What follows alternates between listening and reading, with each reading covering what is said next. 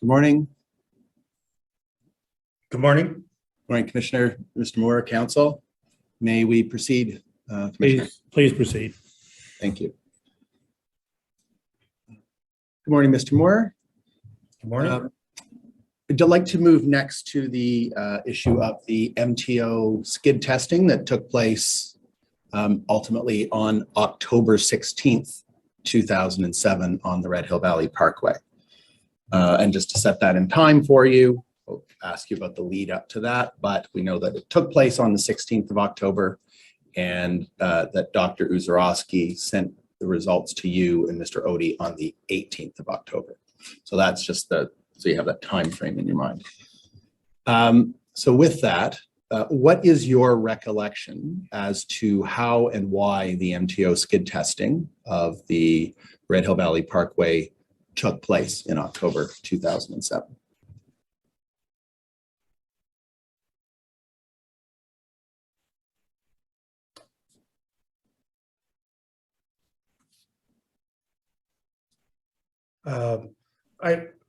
I recall, being asked if the MTO could do the skid testing on the roadway. Being asked by who? I believe it was Ludimir. Ludimir Uzorowski? Yes. Okay, continue. I'm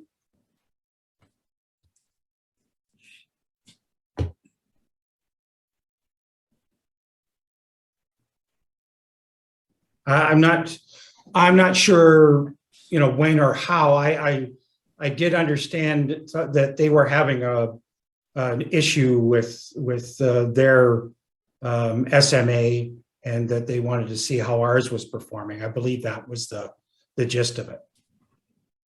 Okay.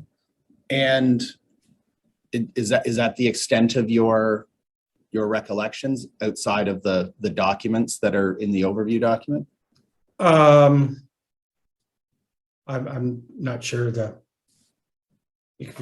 I'm not sure what more you're looking for. Okay, well, so was it Dr. Uzorowski who first came to you about this? I believe it was, yes. Okay. And do you recall when that was in relation to the SMA paving commencing on August 1st, 2007, and the testing actually occurring in October 2007?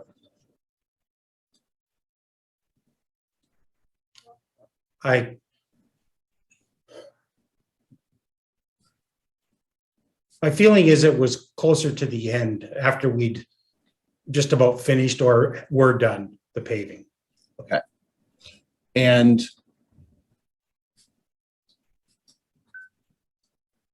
your understanding is who wanted the testing to be done? Was it the MTO or was it Dr. Uzorowski?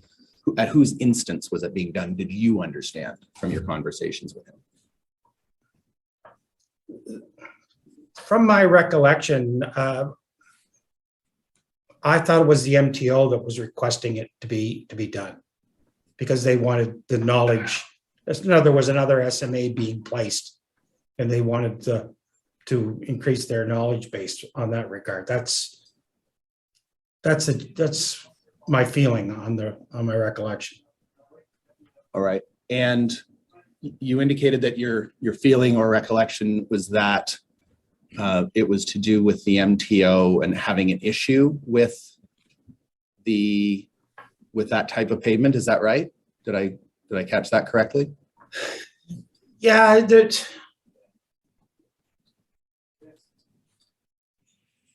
I believe that was the case, because I'm sure if Ludimir had come to me and said MTO wants to do testing, that I might have asked, well, why? And I don't know whether I fully understood what the issue was at the time, or that they were just having some issue and they wanted to test our road. Okay. And when you were at least first discussing with them, do you recall if there was any issue discussed about skid resistance of the pavement?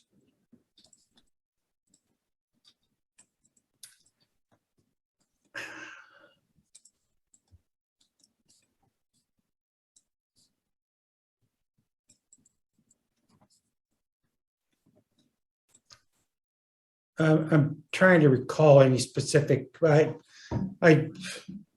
it may have been, but I can't be sure. Okay. So then just to place it in time, if we could go to overview document 4, registrar, images 52 and 53.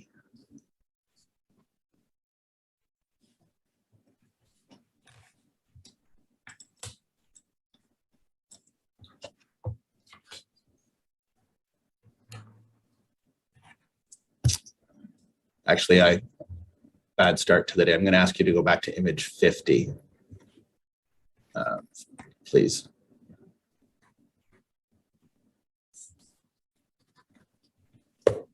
So we know that there was a discussion that Dr. Uzorowski had back on July 31st that you were not involved in with Chris Raymond at the MTO. But the next mention of skid testing in the MTO is in September, and specifically September 10th and 11th. There's some indications in Dr. Uzorowski's notebook about mentioning your name, as you'll see in paragraph 110. And on September 11th, Mr. Raymond at the MTO emailed internally at the MTO about having a telephone call with Dr. Uzorowski. So now we're in September, and certainly by that time, the SMA paving and maybe perhaps all of the paving was done by that point. So if you said that your thought was that that you were had your first discussion with Dr. Uzorowski sometime potentially at when the paving was done. So does it make sense that it was sometime in September then? Does that make sense? It could have been. I mean, but you're still not sure about it. no, Okay. And then if we could go to where I took you originally, registrar, images 52 and 53.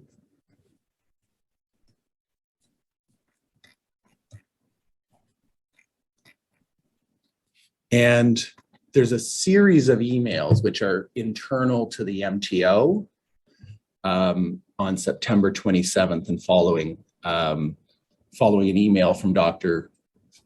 Uzorowski, which you'll see in paragraph 116 there, to Chris Raymond at the MTO about conducting the testing on the Red Hill. And you weren't copied on or privy to these emails at the time, but just to take it through and again to place you in time, and I'm going to ask you some questions about the issues that are raised in there. In paragraph 117, if you could expand that, please. Pull that out.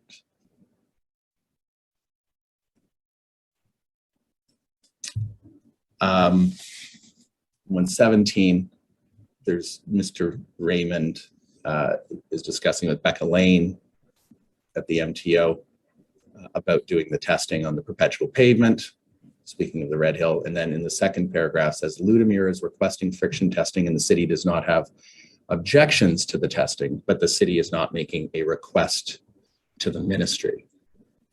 And then you could take that down. And in 119, Tom Kazmarowski, at the time the MTO, says to Ms. Lane, yes, but we should have Ludimir instruct the city to either request the testing or at least approve Ludimir's request for testing and give permission for us to test on their facility. And take that down, please. And then in paragraph 121 on the following page, actually both that and the next part as well, the next paragraph 121 as well.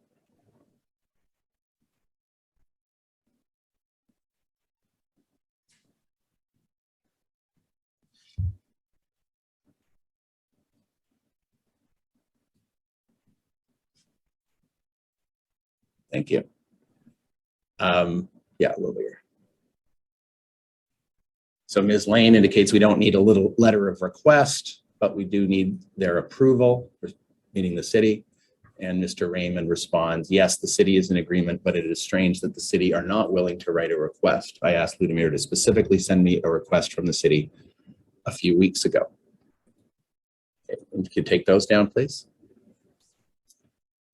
So do you recall having any discussions with Dr. Uzorowski about the need for a written request by the city to the MTO for the skid testing? No, I don't specifically recall. I don't Discussion recall in one. that regard. No. Don't recall one way or the other. No, I don't. Okay. And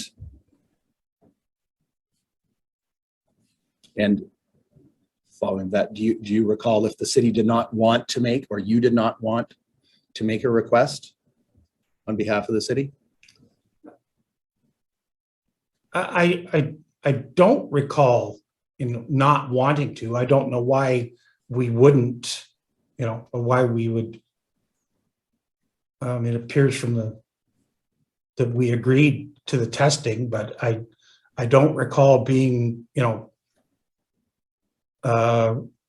asked to make a formal request, but I don't remember any. I mean, if it had been our initiative, I would have thought it would have, been something we would have done, but I don't recall it being our initiative at all.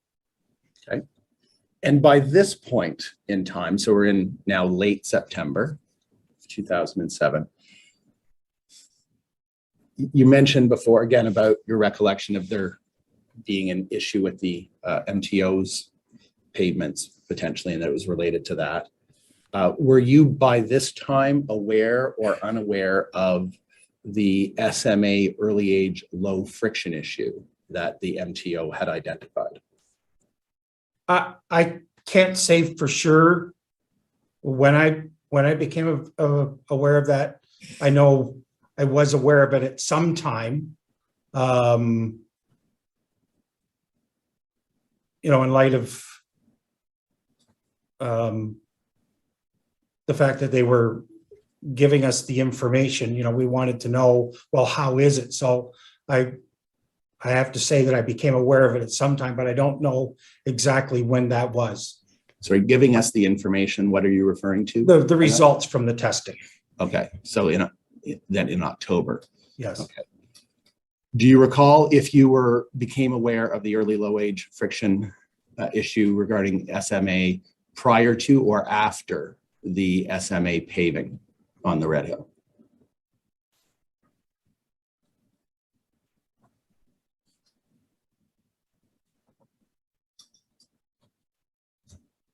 I can't say for sure, but it's my feeling it was after, closer to when this testing was being arranged.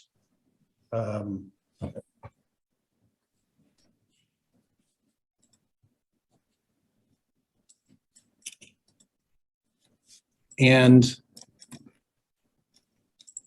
so, as I said, we know that the skid testing took place on October 16th. And if we could go to images 62 and 63, Registrar.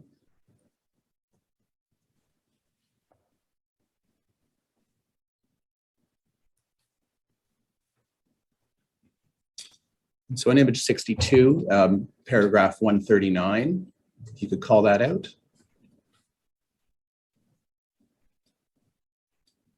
This is on October 18th, so 2 days after the testing. Mr. Raymond emailed Dr. Uzorowski and Mr. Delos Reyes of Golder the MTO friction testing results. And this gets forwarded to you subsequently by Dr. Uzorowski. So you did see it after, but we'll just look at it here. Wrote, attached, please find the friction testing results for the Red Hill Valley Parkway. Please pass the results on to those involved with the project. You may wish to note that some of the friction numbers, less than 30, correlate with being located under a structure. Should you have any questions regarding the results, please do not hesitate to contact us.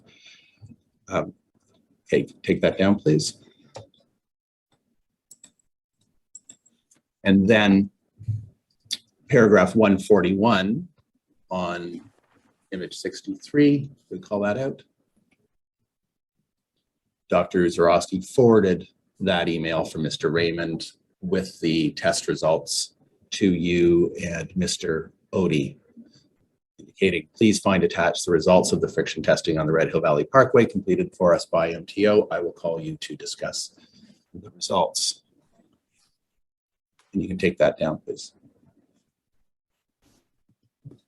Did you discuss the results with Dr. Uzorowski? I believe we did. Okay. And what's your best recollection of what he told you? That they found that our initial friction numbers were higher than what MTO, would get on their roadways, and that we were good to go. Okay. When you say that higher than the MTO generally got on its roadways, did he specify what kind of pavement? Well, with the SMA. Specific, so that was specific to the SMA? Specific to the SMA. Okay. I believe I was aware of the early age friction at the time of receiving these results. Okay, so aware of it at the time, like by the time you received it? So prior to speaking to Dr. Uzorowski? I believe so. Okay. And do you know how you became aware of that? I have to think that it was, during discussions about, they're having this issue, and they want to see if it's consistent with mixes or aggregates or whatever, and let's do ours. They want to do ours just to see. There's no downside to them doing it. Okay, and who would that discussion have been with? With Mr. Ludemer. Uzorowski? Okay, Ludemer.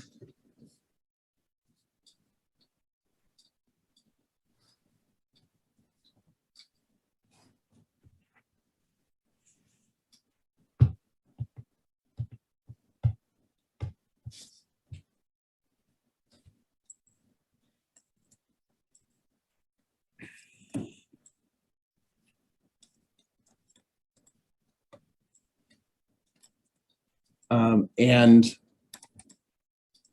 in your conversation with Dr. Uzorowski about the results, did you have any discussion with him about prospectively what was anticipated to happen with friction on the Red Hill?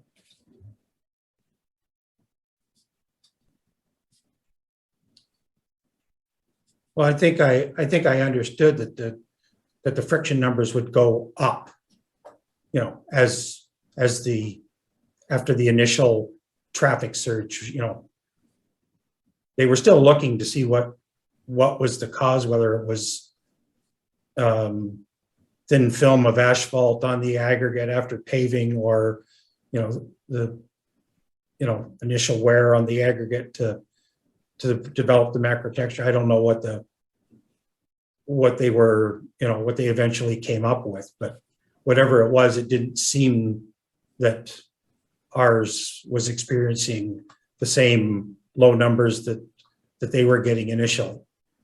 I don't believe there was any long-term issue with the SMA. It was just this initial number until the traffic got on it.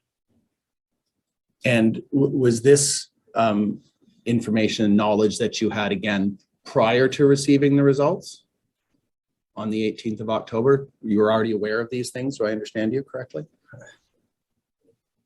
In about that same time period, I mean, whether it was during the testing or, in the explanation of why they wanted to do the testing,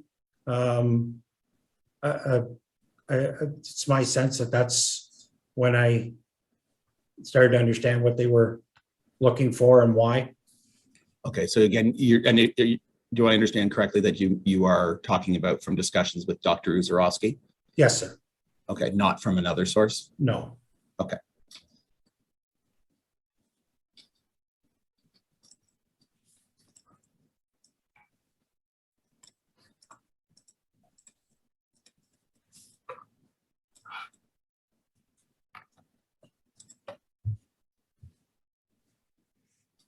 And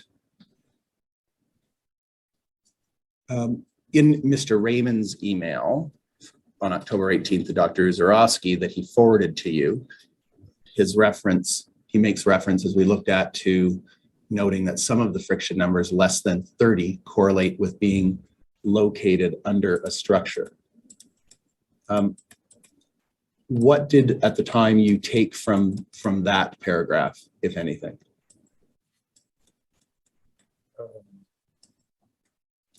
Nothing other than maybe develop a question of what does that mean?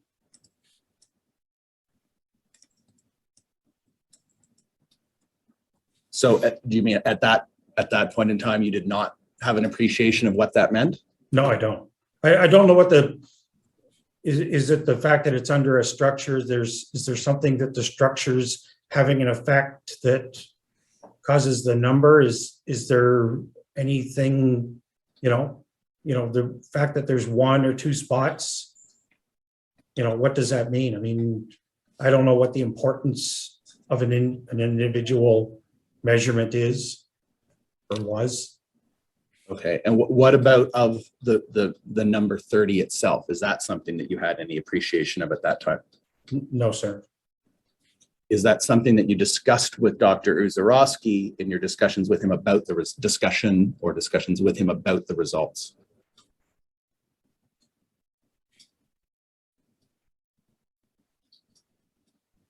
Not that I recall. My recollection is that, once, we heard that our numbers were better than MTOs and we didn't seem to be experiencing that low initial friction number, that we were, that there wasn't any issue.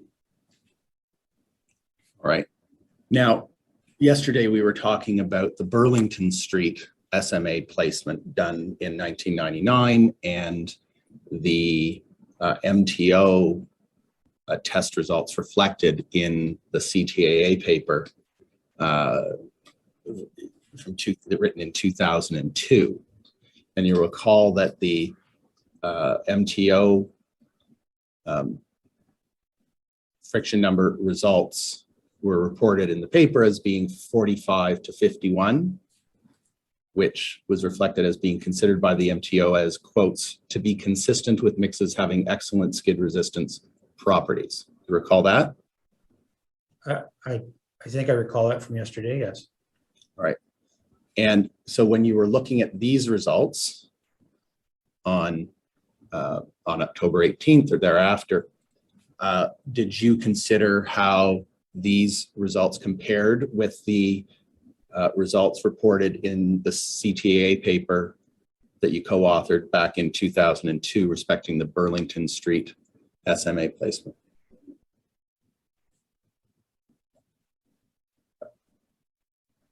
I don't believe it came to mind.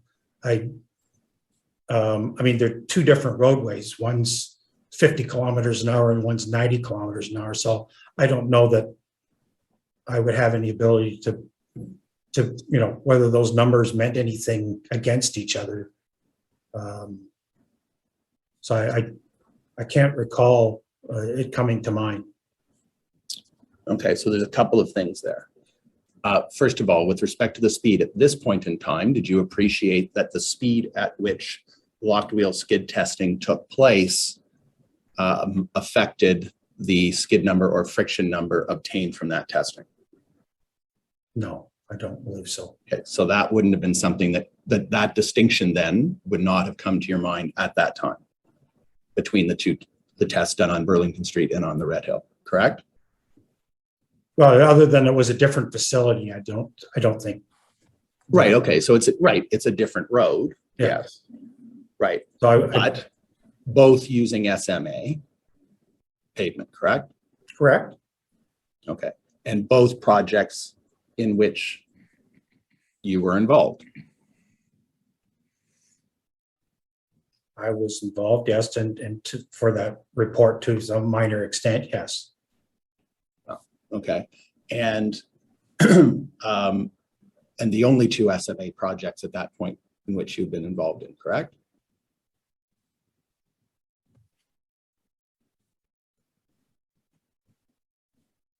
We did do some other paving in the city.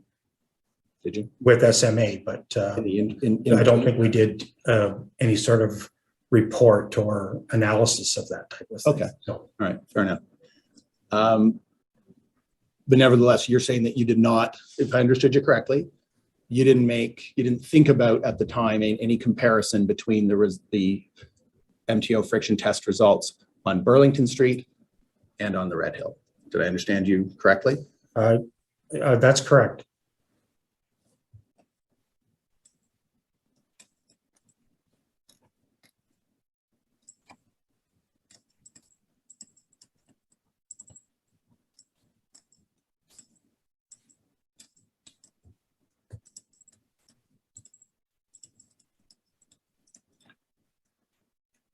And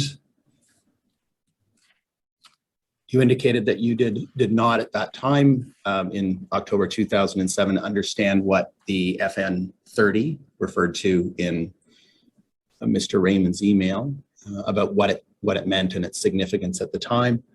Is that something that you did come to learn? What the significance was of FN 30 or no?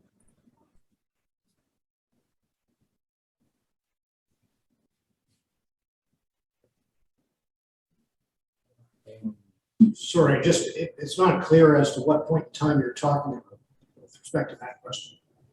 Right, I just want to know if he did. I'm not, if it's much later, I appreciate he's going to be attending again. But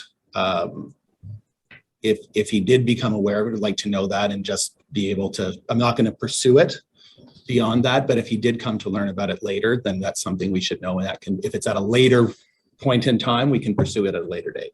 Well, I guess that's what I was seeking clarification on your question, because you said that at some point in time. Do you mean in the 2007 timeframe, or are you talking about at a later period of time, which I understand Mr. Moore will be speaking to at the next attendance?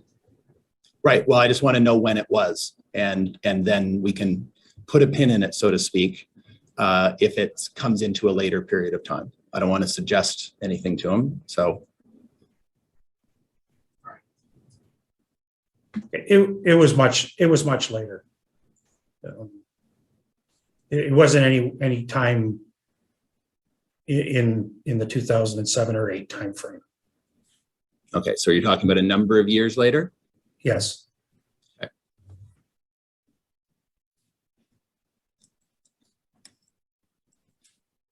And I'll anticipate Mr. Litterman will have a question about, so the subsequent questions that I'd like to ask, and again, ask Mr. Moore not to answer, and perhaps we could have a discussion about it, is how did he learn that, and from whom at a later, and when that was, to his best of his recollection. Again, so we have a sense of that, and then it can be addressed later on. Well, I think there are documents that will deal with that in the later time frame. So rather than having the witness speculate or think about that at this stage without seeing the documents or the portions of the OD that deals with that, I don't know that it makes sense to address that now. If he actually has a recollection without the documents, then I'd like to hear it. But of course, we're in the commission's hands on that. I think we remit this question to later. We've had the answer that it was past 2008. Let's deal with it when we're dealing with that section. Okay, thank you.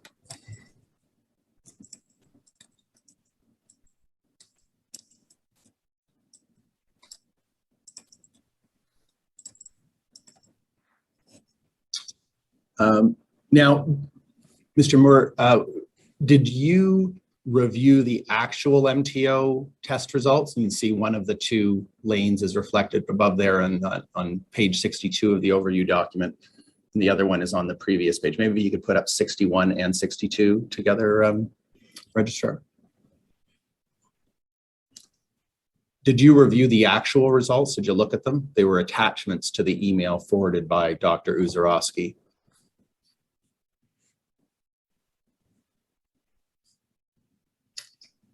I don't have a specific recollection of looking at them. I'm trying to remember if, there's something there that might have twigged me, but I'd not, I would imagine I did look at them, but I don't know whether there was anything there that meant anything to me at that time. Okay, so you probably did. Can't say for sure. And do you then recall if you took anything from it? Did you understand what they meant? No, I did not. No? No. Okay.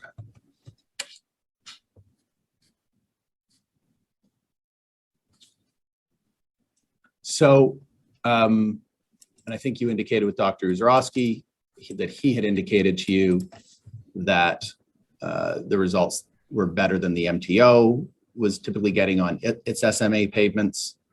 And I think you used the words that we're good to go. Is that? That's my, just on my recollection, yes. Okay. And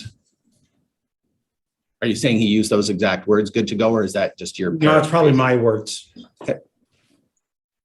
That's what you took from it, though. That's what I took from it, yes. All right. And I take from what you said that about FN30 and not really understanding how to interpret the results that we're looking at here on pages 61 and 62, that you didn't consider yourself at that time to have the expertise to interpret the results. And so you relied on what Dr. Uzorowski told you about them. Is that fair? That's correct. Okay. And Dr. Uzorowski didn't recommend to you that any further investigations ought to be taken. Is that right? I don't recall anything else, that there was any, remedial or follow-up or anything else that we needed to do in that regard. Right. And you don't recall him suggesting anything of that sort? No, I don't. And I take it you didn't question him about that? Because you were just, he said good to go, or words to that effect that you understood it and you said, okay, fine, we're good to go. We had a lot of other issues on the go, and was one thing down, and let's get on with whatever else we need to get this open. Okay. And if Dr. Uzorowski had said to you that the skid resistance was low and recommended that a more detailed investigation be conducted, would you have then correlatively followed his recommendation?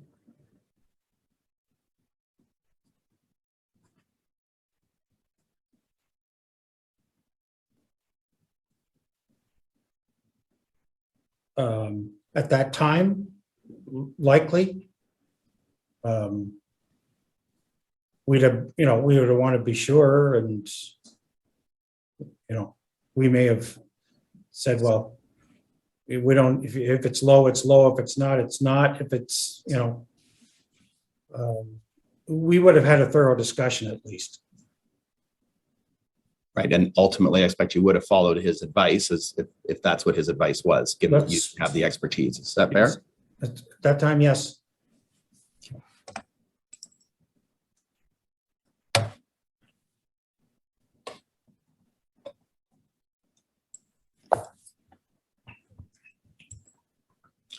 And do you recall if you communicated the MTO's results to Dufferin or Phillips?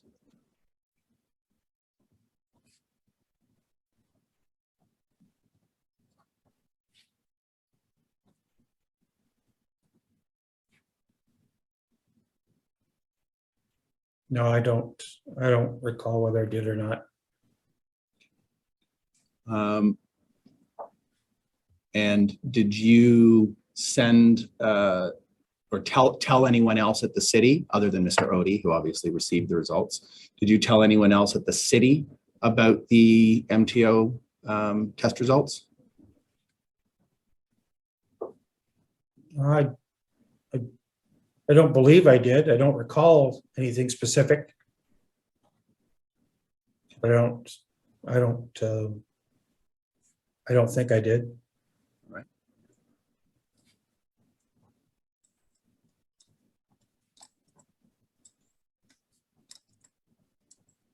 And at that point in time, is there anyone else that you, other than Mr. Odie, that you would have shared with or brought it into the loop at that point? The fact that we had no director and, you know, the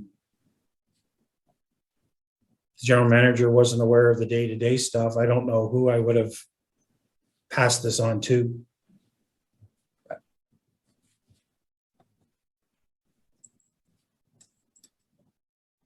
And if we could go to image 65, registrar.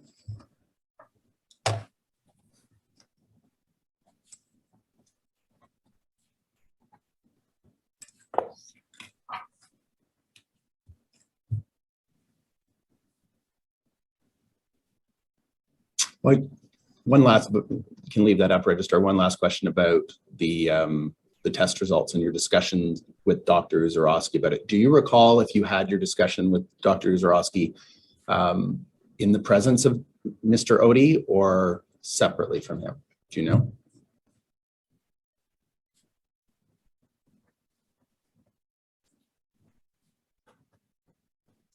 I don't, because I don't know whether it was a phone call or whether he was in the office on another matter and we discussed it then or not. Could be either way. It could be either way.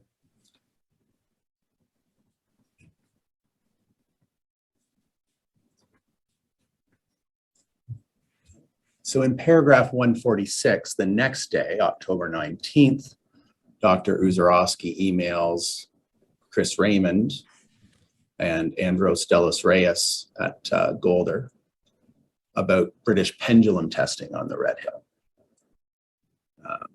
In that paragraph, that email is excerpted here and expanded.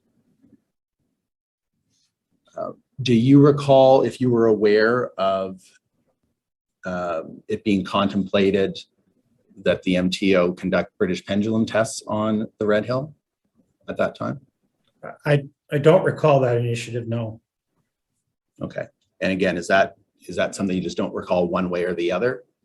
Yeah, I don't recall it at all, no. Okay. Take that down, Registrar. Thank you. And we know that the MTO conducted further skid testing on the Red Hill Valley Parkway in each of 2008, 2009, 2010, 2011, 2012, and 2014.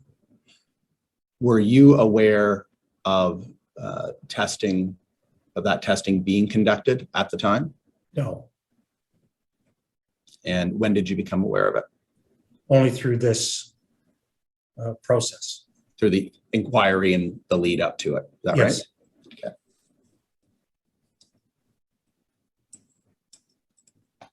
Registrar, if you could go to image 65.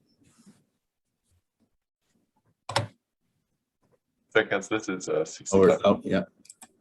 Sorry, that's wrong then. Hold on. Yes, it is.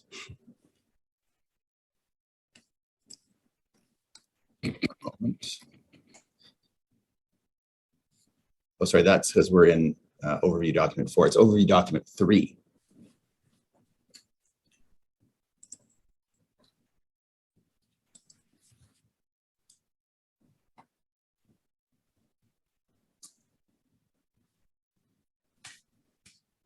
Still not right.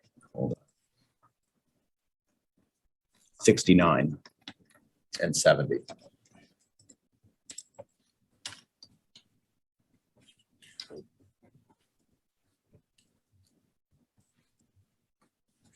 And it's paragraph 146 that I'm interested in. On February 4th, 2008, Mr. Odie sent an email to Dennis Billings at the MTO with the subject line, Red Hill Valley Parkway, stone mastic asphalt.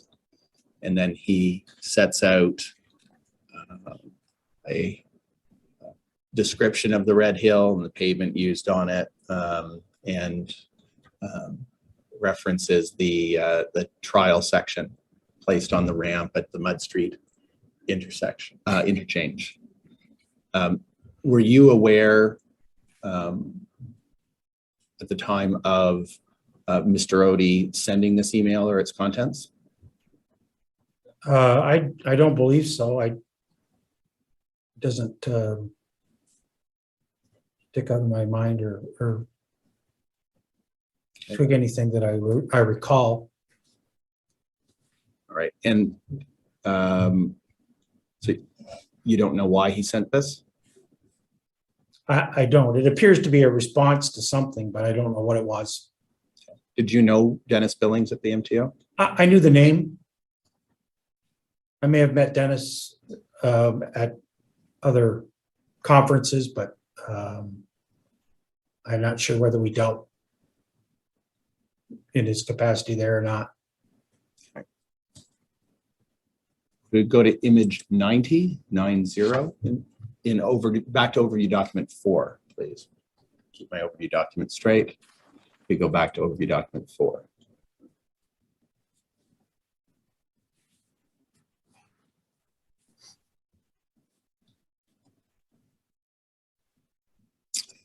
And this is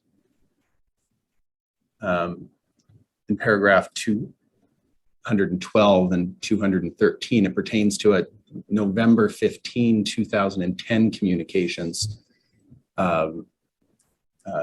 internal to the MTO. And in paragraph 212, see that Frank Marciello of the MTO wrote to Becca Lane about, if you would just call that up, please. Thank you. Setting out somewhat a very short history of the skid testing that had taken place on the Red Hill by the MTO to that point. And then you take that down. In paragraph 213, you could pull that up, please. Ms. Lane responded, "Good stuff, Frank, thank you. Perhaps I will call Ludimir for a City of Hamilton contact." And she asked Mr. Marciello for the most recent friction testing results from the spring of 2010 for the Red Hill, which he provided. So first of all, is Becca Lane someone at that time who you knew at the I know Becca, yes. Did you know her then? What time frame is this? 2010? 2010, yeah.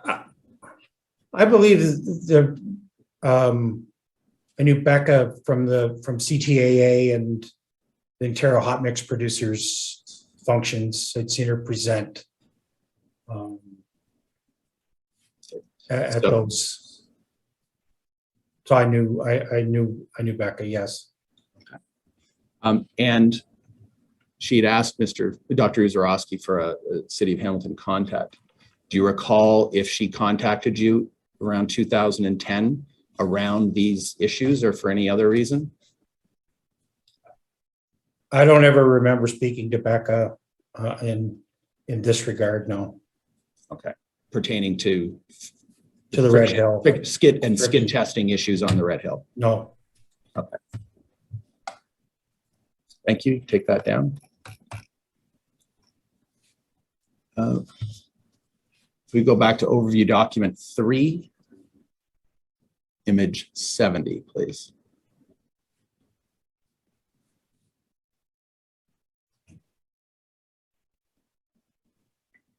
And in paragraph 147, there's a reference to a couple of papers that you were involved with Dr. Uzorowski respecting, and these are presented at the 2008 annual conference of the Transportation Association of Canada, otherwise known as TAC.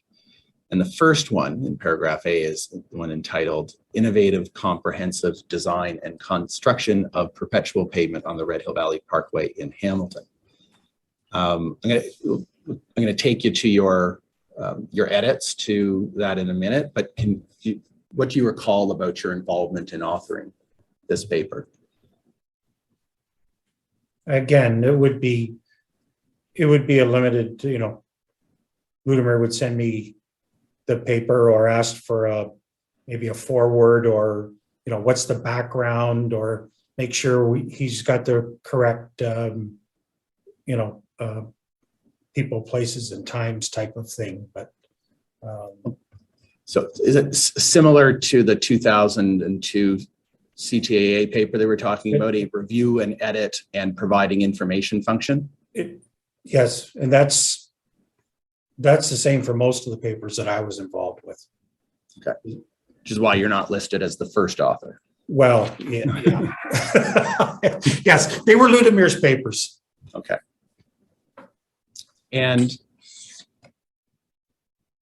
But as you said, you did review the entire paper and you provided your edits. Is that fair? Well, I would look closer at the sections that I knew about. I mean, once he got into the technical and the, you know, I don't know that I gave any close scrutiny to any of that. It was, you know. Okay. Well, why don't we have a look at it? So this is if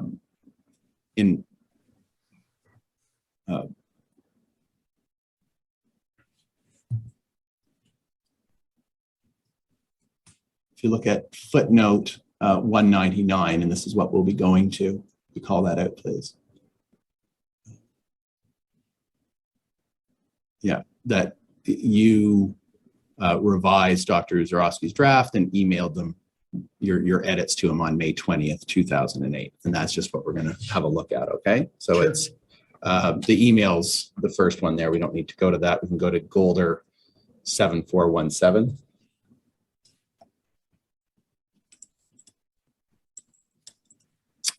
There's the title page of it. If we go to image 2,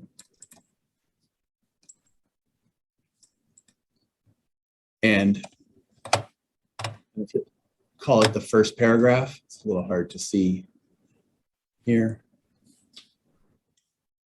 But off the bat, you'll see that you've just added grammatically in that last paragraph, this approach included a feasibility study. You added the grammatically. Yes? Yeah. That was a lot of my edits were grammar. Right. And fair enough, but you would agree with me that if you're able to make edits for minor and non-substantive edits for grammar, that you are looking at the paper pretty carefully if you're correcting grammar. Oh, okay. Okay. I don't. Yeah, I don't. Yeah. All right. And then if we go to image 3.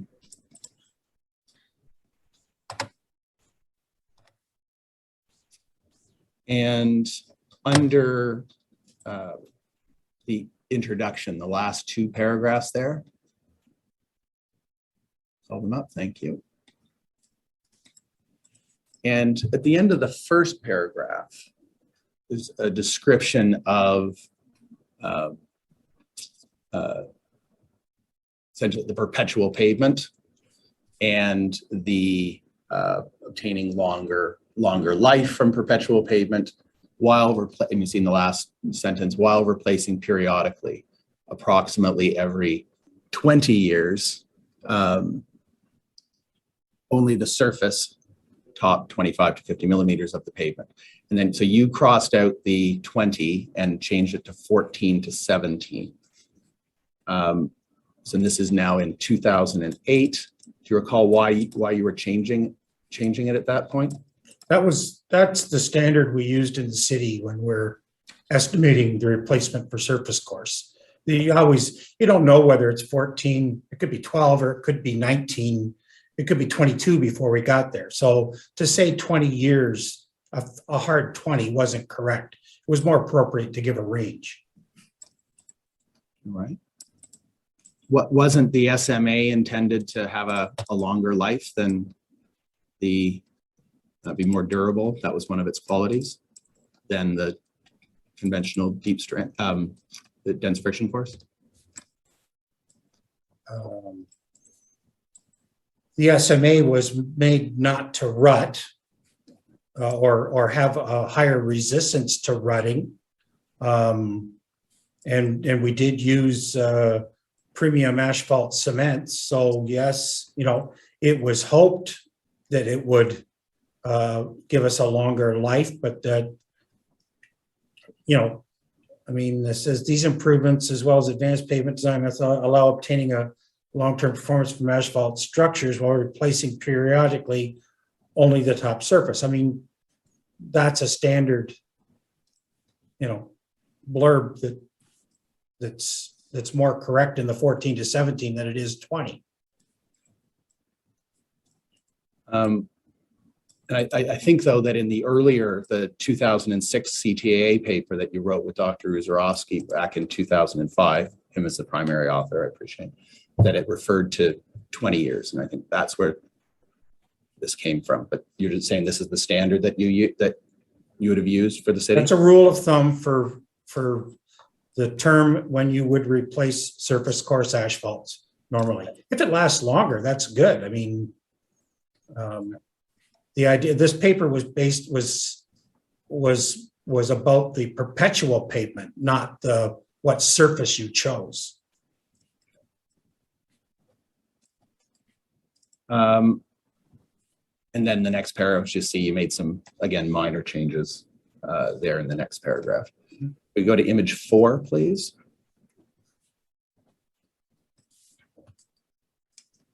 And in table 1, if you could call out the second box. Yeah, perpetual there. Actually, sorry, no, wrong one. First box. I said second, I meant first. There we go. And it's talking about the pros and cons of deep strength, and then the next one being the perpetual pavement. This is in the deep strength. Could we adjust that so you could read? The people are blocking out the. That's better. Yep, that's great. Thank you. Okay. And it's said on the bottom right there, a detour will be required for some sections during pavement rehabilitation / repair work, and you deleted for some sections. We talked earlier about the detour issue. Do you know why you deleted that one part? Well, if you're using just normal deep strength asphalt, in order to replace the entire section, you can't have traffic on it. So a detour will be required for all pavement rehabilitation repair work. In that regard, you can't have traffic on it. So it's not some sections, it's all sections. Okay. If we go to image 5, please.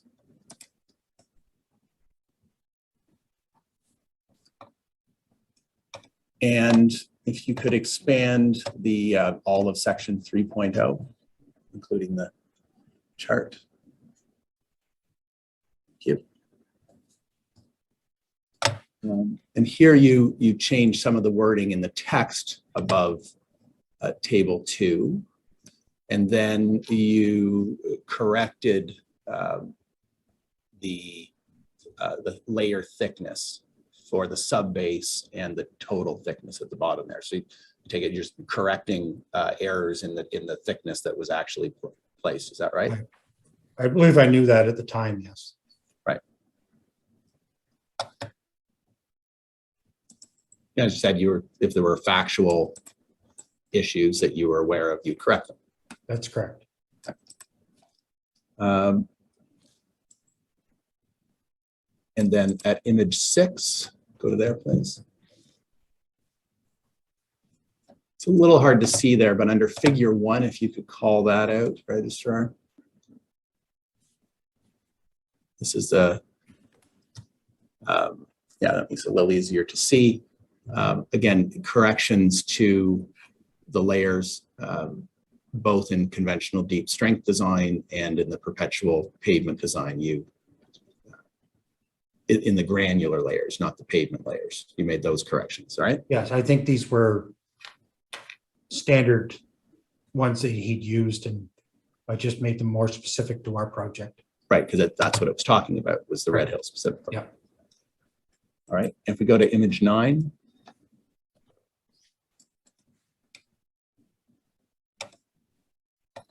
Under construction 6.0, call that out.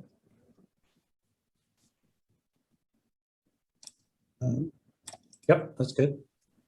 And just added some details about the management consultant and contractor team working together.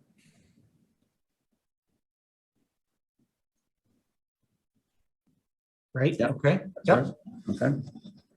Image 10. In the top paragraph, call that out, please. And this paragraph is referring to degradation of the aggregates for the SMA surface course in the ignition oven, and a description of how that was dealt with. And you added that this change in testing procedure resolved any discrepancy in correlation issues. The flexibility of the owner and the consultant to move past the costs involved allowed the issue to be resolved. And yesterday, I asked you if you had been made aware of, issues to do with the aggregates in the lead up to paving. Does this suggest to you that you did have some awareness of those issues? Well, at least at the time of this paper, I mean, this may have, I do know that I was made aware of it, but I don't know when. It didn't appear to be I don't think it was at the time. I think I had to do some research in order to do this, but. Well, research, I mean, this is something that happened. Well, yeah, but it's like, when I'm reading this, it's like, what is this about? And then I could ask Marco or somebody, Okay, by research, what was this, or even Ludimir, what was this about? What happened here? So by I don't research, know you that mean, I knew prior to this or not. you mean talking to someone when you say research? Yes. Okay. But you're not sure when you became aware? No. All right. You could take that down, please. Under compaction, paragraph 3. Again, you edited a sentence about paving in echelon for the SMA course.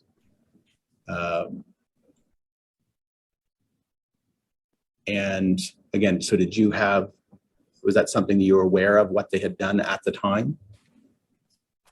Well, I knew paving in echelon was an initiative that we instituted in, that we wanted the paving in echelon because we didn't want any joints. So I knew that paving in echelon was a primary consideration of our specifications. But I mean, the initial thing, thanks to paving in echelon, there were no particular problems. I mean, that's just a reword. Okay. And then lastly on this page, if you could take that down, Registrar. Under other issues, sorry, all 3 paragraphs. Thanks. There's just more information and corrections specific to the paving.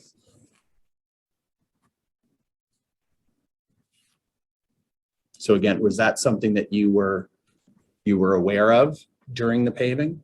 I knew the specification that you couldn't allow the trucks on the RBM because you've only got one layer of asphalt to support that load, and you didn't want to pre-crack the bottom of the RBM.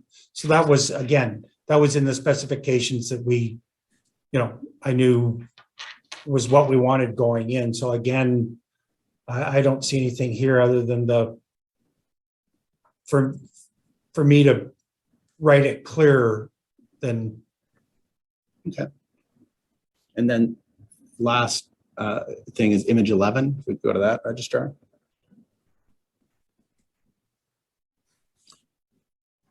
And pavement instrumentation, if you call up those 3 paragraphs. And this is about the pavement monitoring instrumentation that was installed at the time of the construction, right? Right. Okay, and then there's some edits that you're making. The big one there is you're just moving some text up from the to the up front, right? Yes. Okay, and then there's some other edits in there as well. I was very involved in this instrumentation and Yeah. getting it in, and why it was needed and what was included in it. So this was something I was very familiar with. Okay. You can take that down, registrar. And is the level of attention to detail, I appreciate what you've said about what you were interested in and what you were finding, but is the level of attention to detail reflected by your edits here something that you typically applied when you were editing, reviewing, turning drafts on documents with others?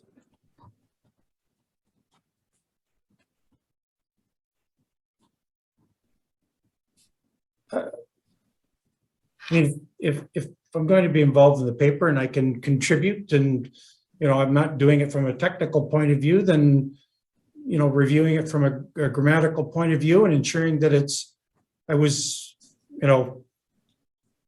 very comfortable writing reports to council and getting technical words out in a more straightforward, understandable, plain English type of way. So that's what I tended to contribute. I mean, you needed to read the paper to be able to do that. So yes.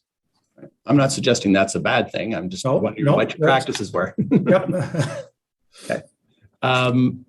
Now, one thing that there is not mention of in this paper is anything to do with the MTO skid testing that took place on October 16th, 2007. Do you know why that was not mentioned? Well, I don't, but other than the paper is about the perpetual pavement, not the SMA. It's not about performance or problems putting down SMA. It's about the perpetual pavement. It's about the, that's not quite right. I mean, we already looked at the sections on compaction issues that are specific to that were about the SMA and about the ignition oven issues. So overall, of course, it's about perpetual pavement, but there's talked about the RBM as well, about the different layers.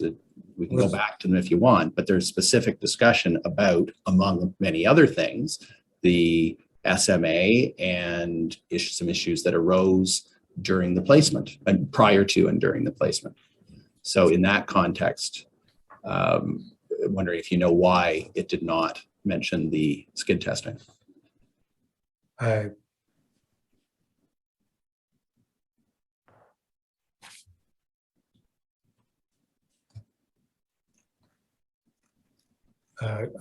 My only thought is it's that the skid testing only tells you about the surface that you put down. I mean, the ignition oven was about testing of materials in general. I don't know that was specific to only one course, or that it was the first course, and after that they did it a different way. So it was something that was encountered. The placement and the RBM and the depths and the pavement instrumentation and the assumptions that went into and why we did the perpetual pavement is the primary for the paper. It could have included it, but it didn't. Why? The paper is what it is. Did you have any discussion with Dr. Uzorowski about whether the paper should or should not include mention of the MTO skid testing? I don't believe so. Okay, the last topic I'd like to cover now is at overview document 3, image 76.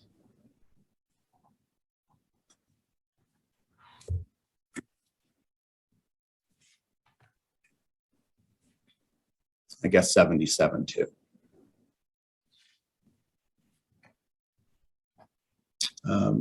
And this paragraph, say 162 and 163, reflect a number of awards that were given in respect of or in relation to the Red Hill Valley project over time. And it's the one at 163E that I want to talk about. If you could call that out, Registrar, on the bottom right of image 77. Thank you. And it's Golder received the 2009 Ontario Consulting Engineering Willis Chipman Award from the Consulting Engineers of Ontario for Perpetual Pavement Red Hill Valley Parkway, Hamilton. And that was presented on June 2nd, 2009 at the Chateau Laurier Hotel in Ottawa. Golder paid for Mr. Moore and his wife to attend, specifically return airfare to from Toronto for 2 nights, for two, $538.30, and 2 nights hotel at the Chateau Laurier, $350 plus taxes and tickets for the event. You recall that event, Mr. I do. Okay. And do you acknowledge that Golder offered to and paid for the transportation, hotel, and attendance at these awards for Golder's work on the Red Hill for you I and do. your wife? Yes. Okay.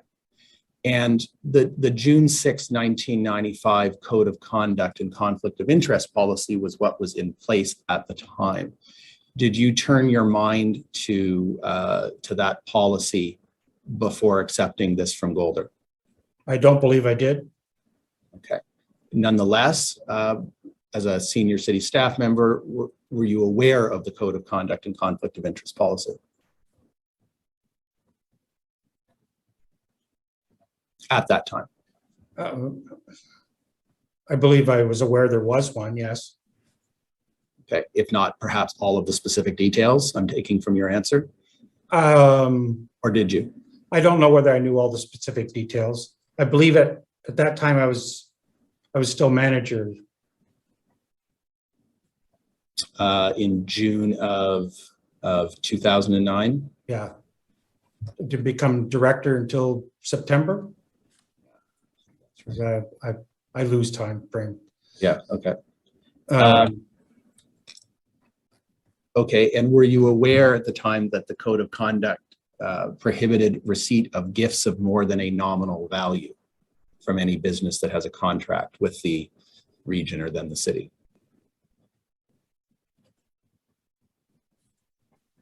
I couldn't quote what it said, no, but I'll take. Were you aware that it prohibited gifts from someone that the city is contracting with? I knew that was the gist of it, yes. Okay. And are you saying though that the gist, the nominal value part of it, that's the exception? Was that part of the gist that you understood or not? Well, I don't, I mean, whether I understood it, I didn't turn my mind to it because I didn't at that time see this as it's gifts. This was to me, this was a work thing. The city was involved in this consultant receiving, the highest award for engineering for that year. We were very proud that this award was being bestowed, and to be the city's representative there. That's I guess was my view at the time. Okay. And if we could just call up the policy, then it's at HAM 58896.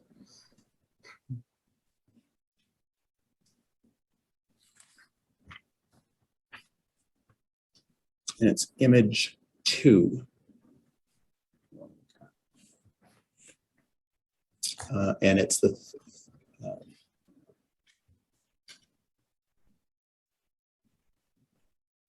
second paragraph, third and fourth paragraph. You call those out, please.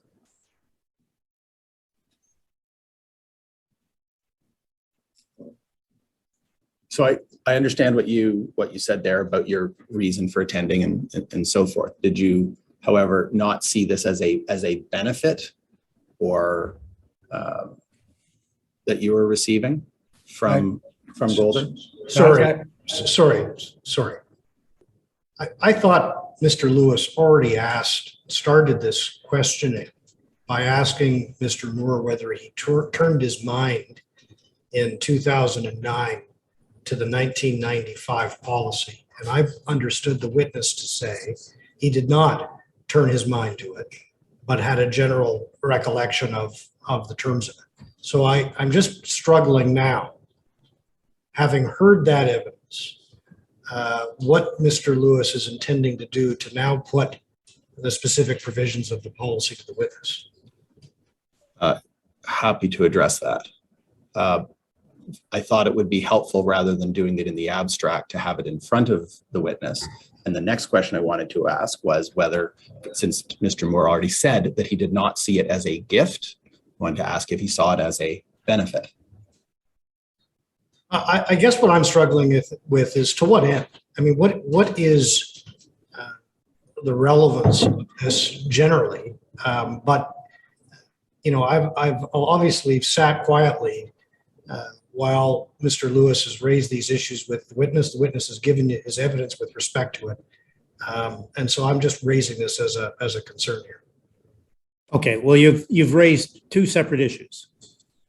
Which one do you want to concentrate on? Well, why don't we start with the first, which I guess is, what is the value of putting the policy, questioning him with respect to gifts versus benefits in light of the witness's evidence, that he didn't consider the policy at the time that he was, at the time of this event in 2009. He told you what he viewed the reason or the rationale behind his attendance. So that's the first issue. And then the second issue is a broader issue, which is, well, we're just dealing with the first issue. So the first issue is there any merit to asking whether he saw this as a benefit? Do you want to speak to that, Mr. Lewis?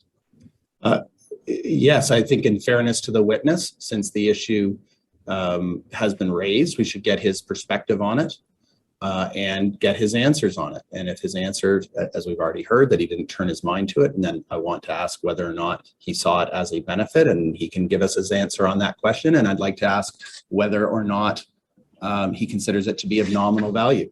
We could not ask those questions and simply let it stand as it is and interpret the policy and ask the commissioner at the end of the day to interpret the policy against the facts which have been acknowledged. Those are the alternatives. But I think in fairness to the witness, we should put those questions to him. Okay, so then let's turn for a second to the second question, which is the purpose of this, and I'll invite you to speak to that. Well, the overall purpose, we're going to be hearing, we anticipate there's going to be evidence which deals with, from later witnesses, that deals with the relationship between city staff, including Mr. Moore, and consultants. And this particular instance provides some insight and color into those relationships. Mr. Ledger? Yeah, I must say, I don't understand that connection at all in terms of insight or color into these relationships. He's asking him about whether he turned his mind to this policy. He said that he didn't. Now he's now asking him to put the policy in front of him and saying, how do you interpret it sitting here today? And then saying, well, either we give the witness an opportunity to answer it, or you can just make your own conclusions from this policy. But in my view, that doesn't answer the question as to how one's assessment of this policy relates in any way to the terms of reference in this inquiry. All right. Well, first of all, I think it's very clear that one of the issues in this inquiry will be the relationship between city staff and consultants. This is clearly one of those. So in the broadest sense, questions about this are clearly appropriate. Now, if the specific question is, did he regard this as a benefit? Did he regard this as nominal? I'm really in Mr. Moore's hands. If he wishes to answer the question, he can do so. If he doesn't answer the question, the clear implication will be that these are not to be treated as that he didn't think these were benefits and he didn't think this was nominal. In other words, he didn't turn his mind to the question and ask whether perhaps this fell outside some provision in the policy. I'm really in Mr. Moore's hands as to whether or not he wants to answer this question. Well, I have no difficulty with having Mr. Moore answer it as long as he's being asked. It sounds to me like what he is being asked about is his view of it sitting here today in 2022, given the fact that he has already said he did not consider the policy at the time of the attendance at this event. So I just want the record to be entirely clear as to what it is that Mr. Moore is being asked to comment on sitting here today. If the question is simply avoiding, if your objection is to avoid asking him what his interpretation is of the policy today, I think Mr. Lewis can probably rephrase the question in a way which avoids that concern. That's fine. And I'm content to have Mr. Moore answer the question. I just want to be clear on the value of this. And to be clear, the question I was asking was what it was at the time. I'm looking at what I wrote from the real-time transcript, and I asked him, did you not see this as a benefit that you were receiving from Golder? And that was the intention of the question. Yeah, but I guess in the face of the earlier evidence, which was that he didn't consider the policy at the time, I just don't know how you square that question with what the witness has already said. Well, I think you can simply say, did he consider it a benefit? Did he consider it a gift? Did he consider a benefit? That's essentially what's being asked. The fact that those words we could take the words down from the screen. Please do that, Registrar. That makes this line of inquiry any easier, and simply phrase the question in those terms. Appreciate that. Thank you. Thank you. At the time, Mr. Moore, in 2009, did you see the flight and accommodation in respect of this award as a benefit? I have to say at the time, no, I did not. And do you have a view of what a nominal amount is, a nominal benefit or a nominal gift would be?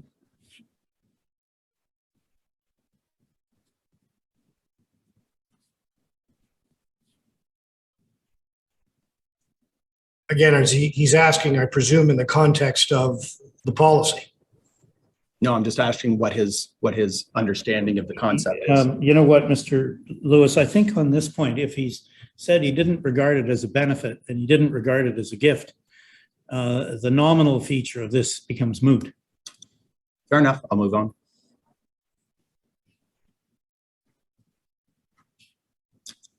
Do you recall, Mr. Moore, if you discussed attending the event at Golder's expense with Mr. Jerry Davis, who at the time was still the general manager and your immediate supervisor? I don't specifically recall, no. And did you tell anyone else that you recall? Specifically, no, but I mean, there was it was no secret I was going to be out of the office, for a couple of days and going to Ottawa, and I brought back the city's plaque type of thing for it and showed it off in the office and displayed it. So I mean, it wasn't a secret that I went or was going. Right. But did you tell anyone that Golder was paying for your going? I mean, anytime you were going anywhere, I mean, you usually had to get approval first. Usually involved, getting a per diem or advance or, money for tickets or whatnot, but I don't recall preparing any of that. So that should have at least raised some questions from at least my admin or the general manager's admin, who usually received that type of stuff. So whether that did it at the time, I don't know, but that would have been the standard procedure when you were going someplace.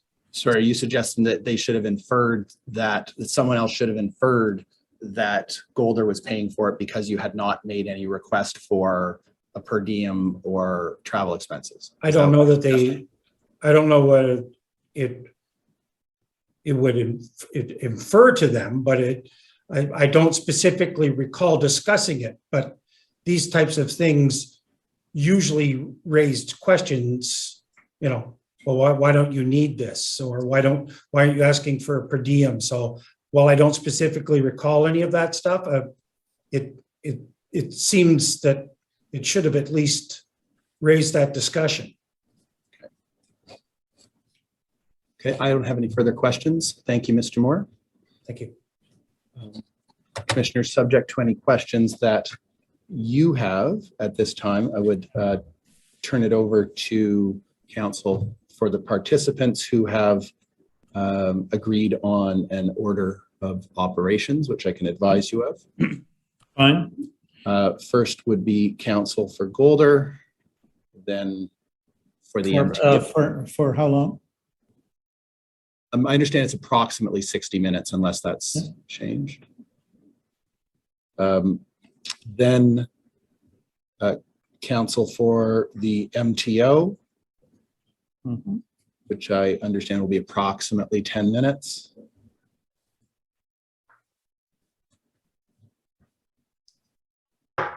Then council for Dufferin, who again, approximately 10 minutes. And then council for the city, which I understand will be approximately 60 minutes. Okay. So, Ms. Roberts, if you're examining on behalf of the city, we'll turn it over to you. Now it's 10:53. We should probably take our break about a quarter past in the usual manner, if that's convenient in terms of your own presentation. Of course, sir. And just for clarity, I'm counsel for Golder. I think you said I'd be examining on behalf of the city. I'm sorry. That's somebody else's job. Well, it's been a long morning for all of us already. Oh, good. Yeah. Right. Hello, Mr. Moore. I'm Jennifer Roberts, and I'm counsel for Golder. Commissioner, may I begin? Please do. Thank you. So, Mr. Moore, you'll have to forgive me from the outset. I'm going to jump around a little bit in the evidence, which is just kind of the nature of the process. And if there's a point at which I'm unclear, we can pause and I'll go back to the documents. I just want to begin, though, with some of your evidence this morning. You said, and this is in the context of the friction testing that was done by MTO in October of 2007. And my understanding is the question that was asked of you is whether Dr. Uzorowski had recommended further investigation and further friction testing, whether you would have followed that. And I understand your answer to have been at that time likely. Do you remember that? I remember saying that, yes. Right. Okay. I'm going to take you back to the Stantec MCR sustainability plan. Do you remember talking about that yesterday? Yes. And do you recall the advice that's contained in that plan, which provides for friction testing every 2 years? Do you recall that? I recall that was what was in the plan, yes. Right. And I believe your response was that was a matter of ongoing maintenance, and asset management would have managed that issue of ongoing testing. So that's my recollection of your evidence. Is that what you recall? I think it was in, I think we went back to see what section it was in, because I thought it might have been in operate, but it was in, I believe it was in pavement management. So that would have fallen under, I'm assuming that they would have put the initiatives under the sections, who were relevant to that. So if that was asset management, if that was pavement management, then it's asset management. Okay. In any event, sir, the point is that ongoing maintenance issue of having repeat friction study was something for another department and not yours to deal with. Did I understand that right? That's correct. Okay. And in any event, the choice, you've told us yesterday that the choice was made not to implement the sustainability plan and not to conduct ongoing friction testing. That's correct? Well, that was my recollection that report didn't get approved. Okay, thank you. And just let me follow up. Was it usual for a municipality after paving a road to implement follow-up friction testing?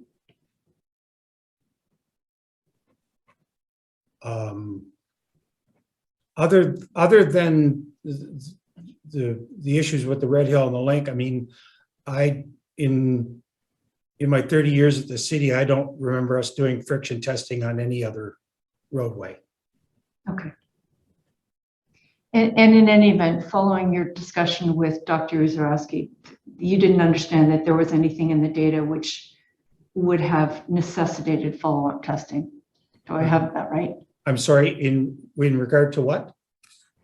Well, you had the discussion, your evidence says you had the discussion with Dr. Uzarowski about the friction testing. And I suggest to you that there was nothing that arose from that discussion that you understood would have necessitated follow-up friction testing. Is that correct? In regard to the test Red results Hill. that we received from the MTO? Correct. Yes, no, I didn't understand that there was any follow-up that needed to be done. Thank you. Okay, just another point on the sustainability plan. Registrar, can you please pull up Hamilton 320? I think I've got that right.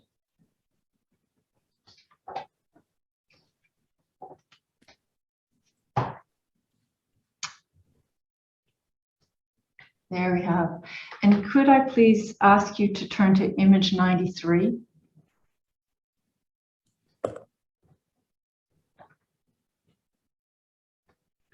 Oh. Can we go to the page before 92 then? I think this is the end of the body of the report. You see the conclusions there? Yes. And then Registrar, please, can you go to 93? So as far as I can figure, the sustainability report looks as though it doesn't even have signing lines, and there are certainly no signatures.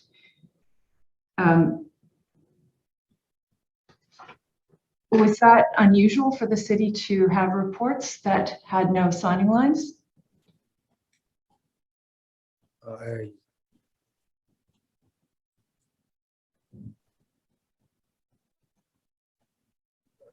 I can't say in regard to that. I mean, I was a participant in this report. I wasn't part of the team that put this report together. So whether there was a covering letter that sufficed that, I don't know.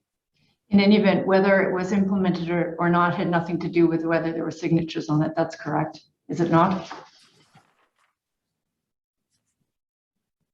Signatures within the report, I don't think so. I don't know. Thank you.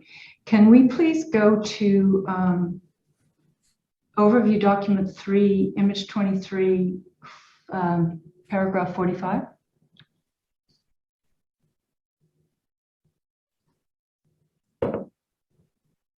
There we go. So this was the perpetual pavement design study phase 2. You talked a little bit about the proposal. I'm not going to take you to it, but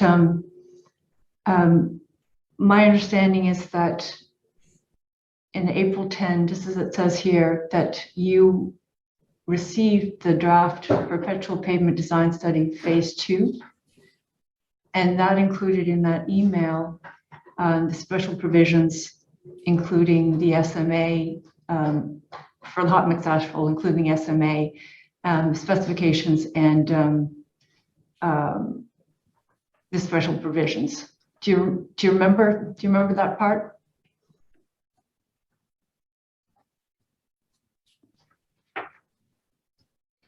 So can we go to the document? I think that might be easiest. It's from 55, which is Golder 3739.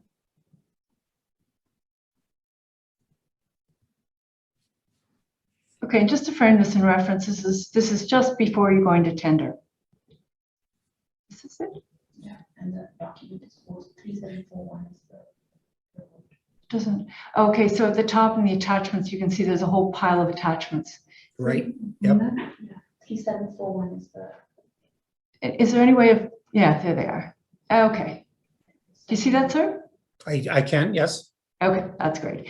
And so here's my point. So we've got the tender that's just about to be issued. Am I right in interpreting what happens here is that you receive the mix design, the proposal for the pavement, the special provisions and the specifications, and those immediately get incorporated into the tender for the paving contract?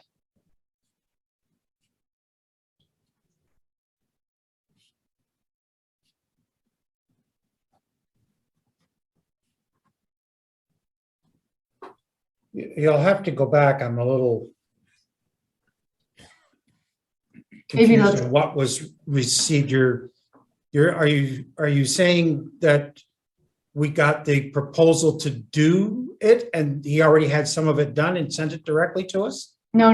This is Oh. later in the time frame. This is April of 2006. Right. So my understanding is that's just before tender, correct? It seems about that time frame, yes. So he sent us the drafts or the SPs that he wants us to incorporate. Okay. I'm sorry. What was your question? My question was whether these specifications and the special provisions are what gets incorporated in the tender.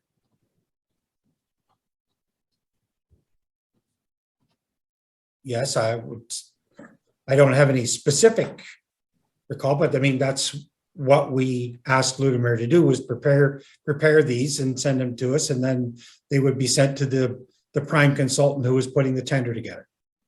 Okay, thank you. And yesterday in your testimony, Commission Counsel suggested to you that in general, you would want a signed copy of a report. And you responded that in general, yes, but that was not necessary. If you were acting on the information, it was more important to have the information. Do you remember that evidence that you gave yesterday? I do. And is this an instance where the most important thing was the content of the report? Because you were going to use it, that's correct?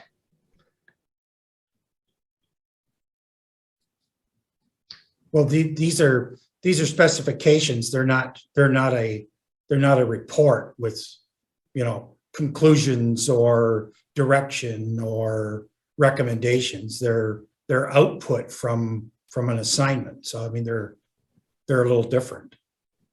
Okay, fair enough. You know, let's just go to the report, and I think I've just jumped ahead too fast. The 374. The 3741, please register. Sorry, Council, still Golder. Yes, please. Thank you.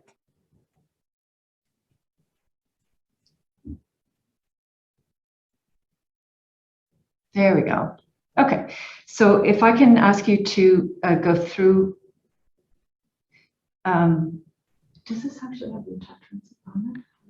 The special provision does have attachments. Okay. But not attached to the email. Right. So this is the body of the report, and Registrar, can we please go through this, because it's got I think page 2. There we go. So this is what I understand to be the perpetual pavement design. Do you see that, sir? Okay, yes. Does that generally accord with your recollection of what it was?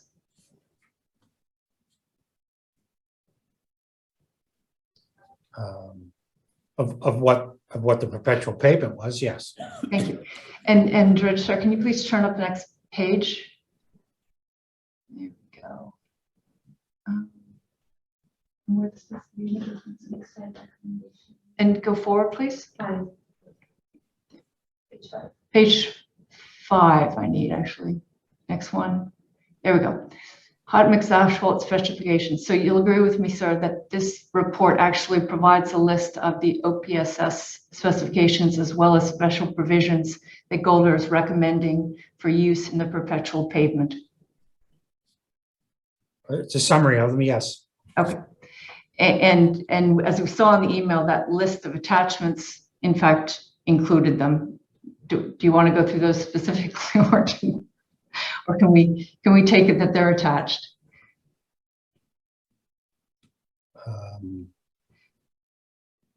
Well, if there's standard OPS, I don't think they'd be attached. I think what he sent with this were the specific amendments to those that needed to go with these. And by amendments, you mean the special provisions? Special provisions, yes. Thank you. Okay. And so let me rephrase my question that I had. And would you agree with me that this is an instance where what's important in this report is the content, so that the city would have the specifications, special provisions to act on and implement in the paving contract?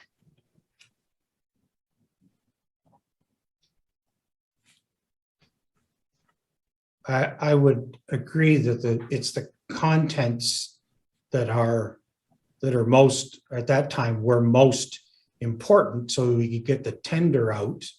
I don't believe this document went in the tender, so it was more of a summary to back up how our approach was for the perpetual pavement. And so what was important was that content, those specifications identified, and the special provisions. That's what you were looking for, and that's what you got, sir, right? I believe so. Thank you. Okay, I'm going to go to a different. I want to go back in time now, Mr. Moore, to the preliminary design report. That's Registrar. If you could please turn up Hamilton 8905.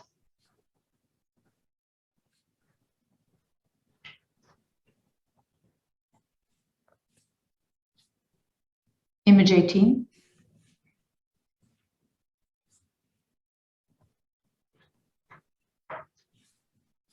So there's a couple of issues in here.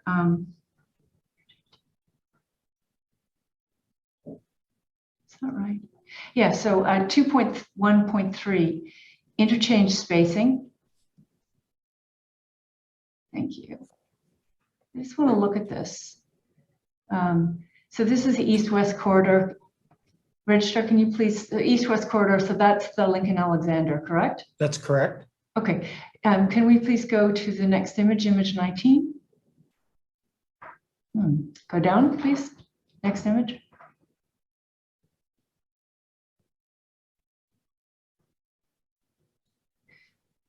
And you'll see the second full paragraph below that list.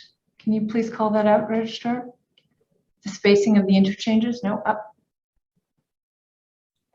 There we go. Thank you.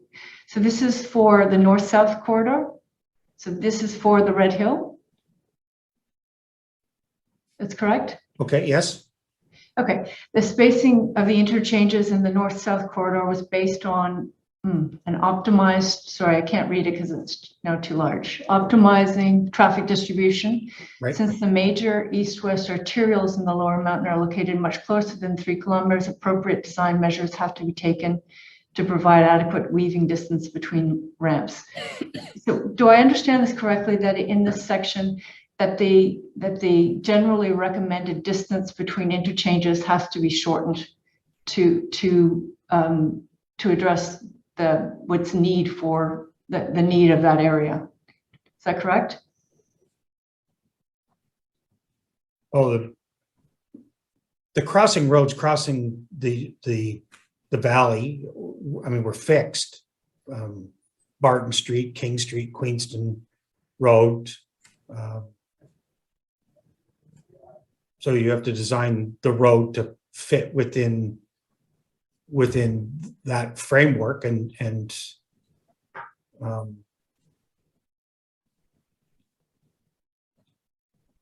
Okay. and design appropriately. So Right. And so in the result, that's much closer than the 2 or 3 kilometers distance between interchanges that's recommended in the MTO guide. That's correct? yeah, I'm not sure what the MTO guide is based on, whether it's a desire to have, you know, a certain distance between on ramps and off ramps and approaches, and you know, whether it's based on 120 kilometer an hour design speed. So the fact that they have a desired distance doesn't really, without further explanation, doesn't really come into play here. It's, you just have to design appropriately. There's standards with regard to weaving distances and the amount of traffic that's coming on or off, and you know, whether you take one ramp over another ramp. You know, those were the types of things that were initially considered when the initial, I believe this is the initial design, preliminary design that came out. Yes, it is. You're right. So there were different orientations at that time for how the ramps were going to be orientated at each interchange, and they were significantly amended once we went to the 2003 version, after all of the environmental concerns were addressed. Okay. So it's actually that evidence that I'm looking for, sir. My understanding in a general sense is that the design phase clearly was extremely protracted, and that you had a number of challenges, including environmental ones. And what I'm want to understand better, and I think the commissioner and the public probably does, is how it was and why it was that sorts of design decisions were made. So I'm going to go through a couple of these, and this is one of them. Can we please go to overview document 3.1 point at image 4?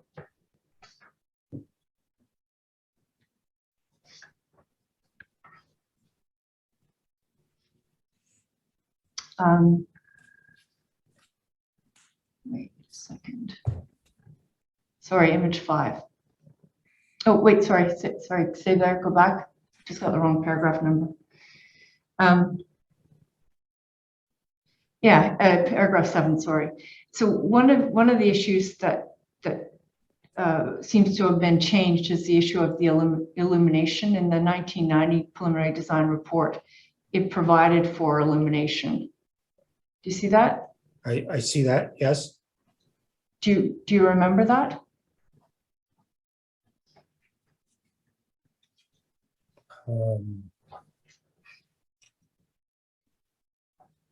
I remember we changed that. Okay, and why was the illumination changed? Well, first of all, let's just address, how was it changed? Well, we went to decision point illumination eventually.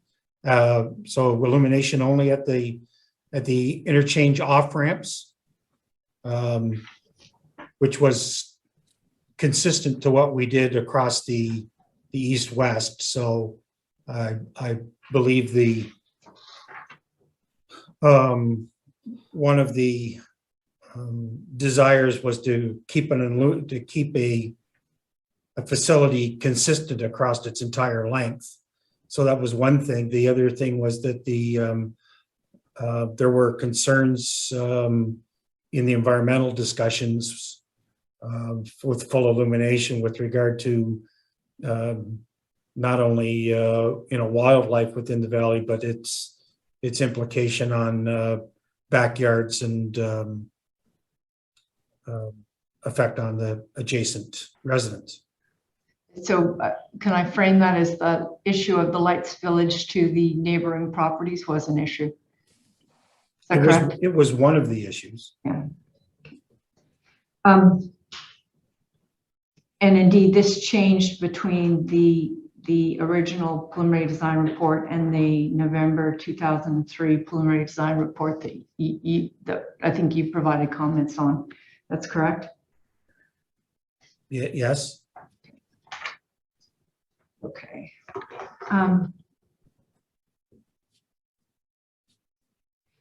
Just mention what the design criteria. Can we please go to Hamilton 50707?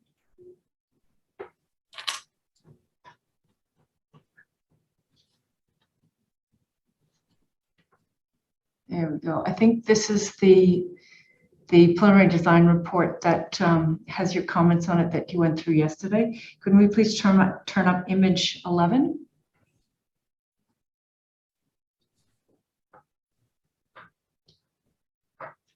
So this references the design criteria, that the roadway design criteria conforming to those in the MTO geometric design manual have been adopted for this project.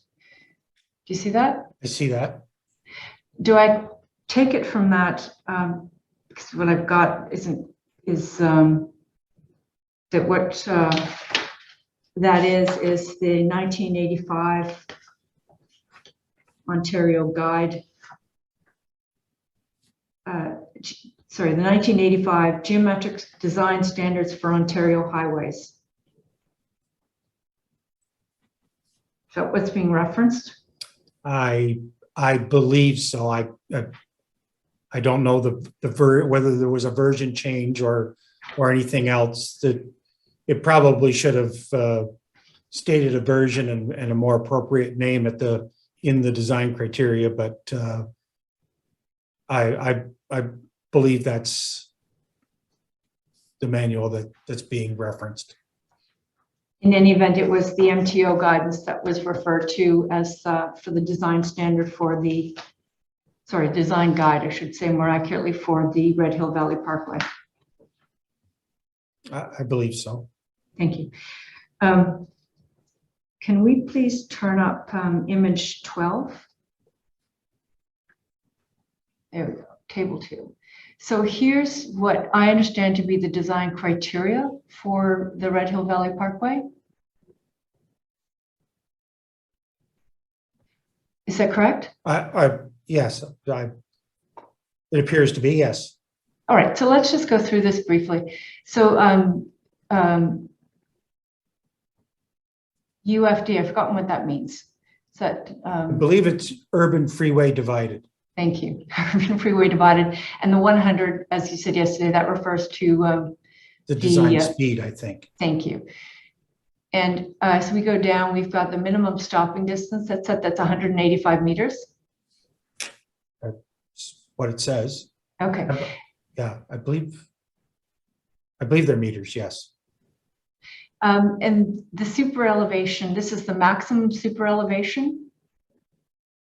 Oh. 0.06. Usually expressed as a percent, yes. Or 0.06, it would be 6%, yes. Thank you. And here are the grades. We've got a maximum upgrade and downgrade of 4%. That's what it says, yes. Okay. And I just want to go down, so we've got also the minimum radius turn. Is that the minimum radius on the main line of the Red Hill?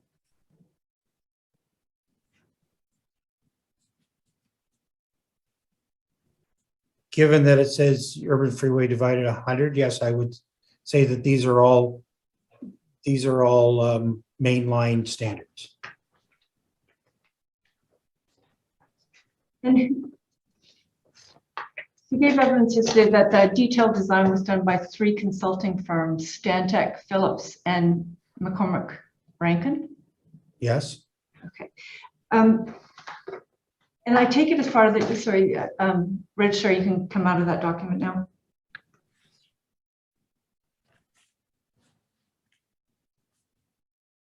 Thank you. And as part of the detailed design, drawings were prepared by each of those consultants. That's correct? That's correct. And who at the city was it that reviewed the drawings? Be myself. Okay. Early in the design, I believe Marco was involved, and John Vandermark likely. Is John Vandermark an engineer? Yes. All right. Can we please go to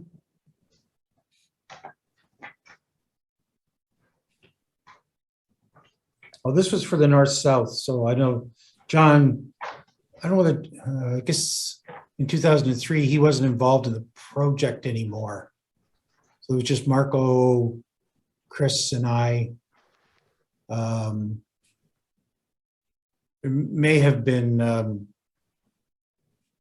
Jim Rockwood, depending on whether it was environmental issues on the plans as well, so.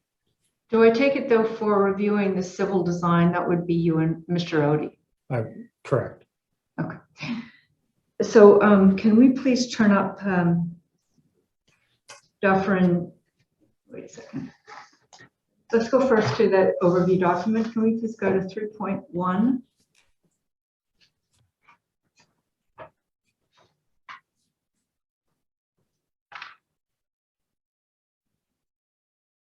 Image 10.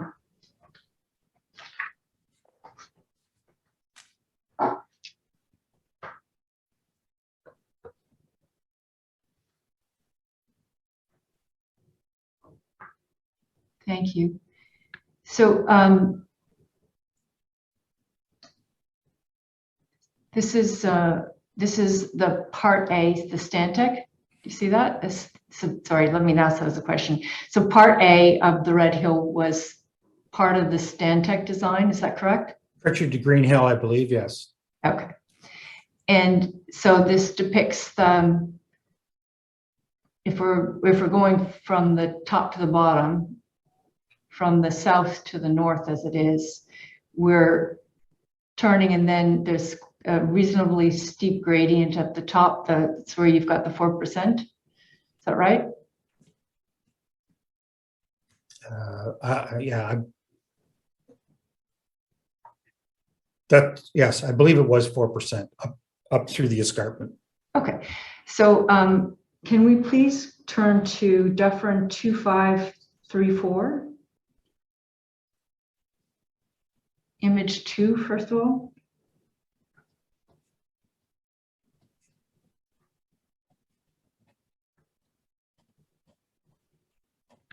Okay, and Registrar, there's a column, the second column in, that's the longer column. Can you please call out that? It's quite difficult to read. Okay. My understanding is that this table identifies the spirals and the turns on the Stantec section and shows what the radius of the turns are. Do you agree with that?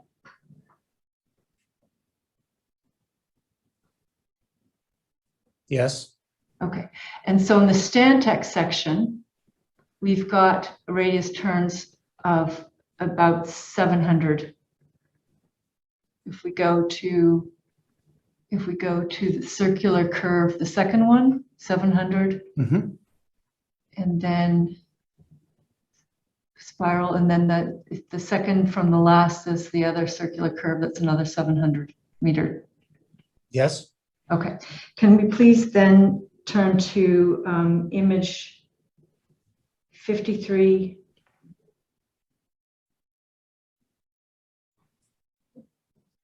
Oh, sorry, 54.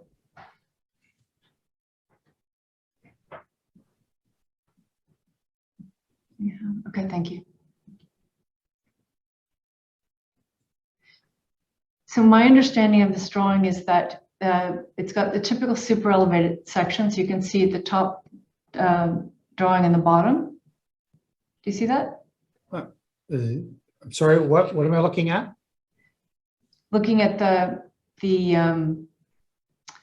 depiction at the top of that page, this typical super elevated section. Right.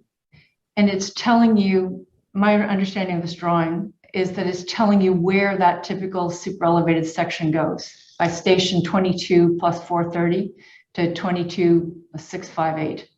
In the northbound lanes, yes. Right. Okay. And if you go to the depiction at the bottom, it's another typical super elevated section.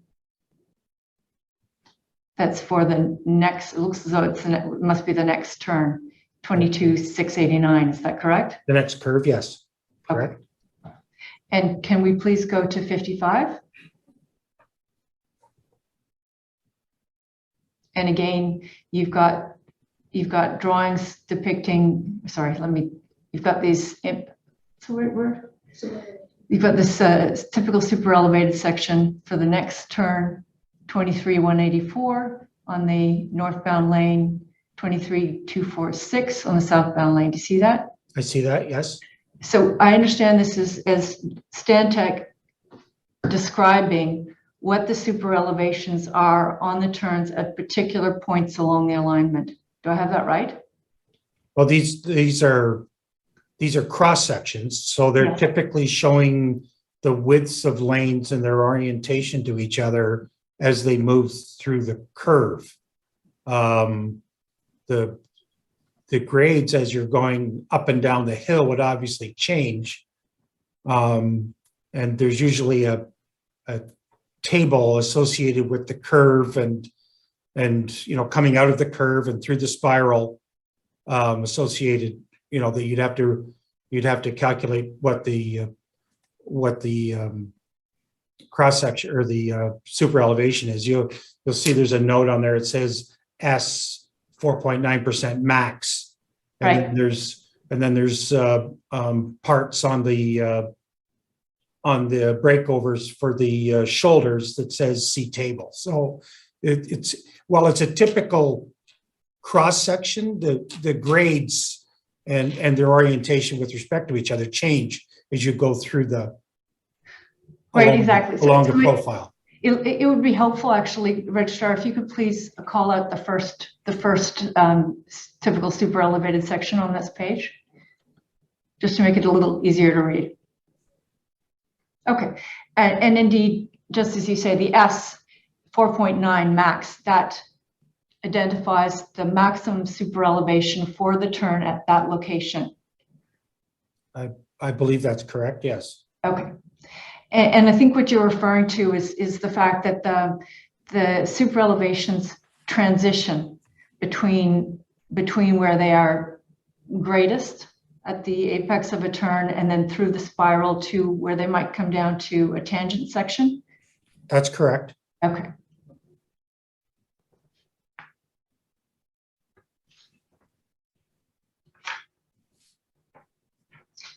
Can we please turn up 18?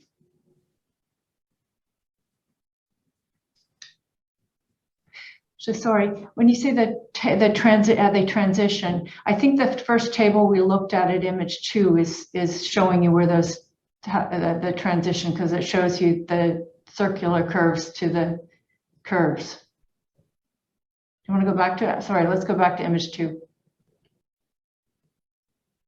Can we call that second table again?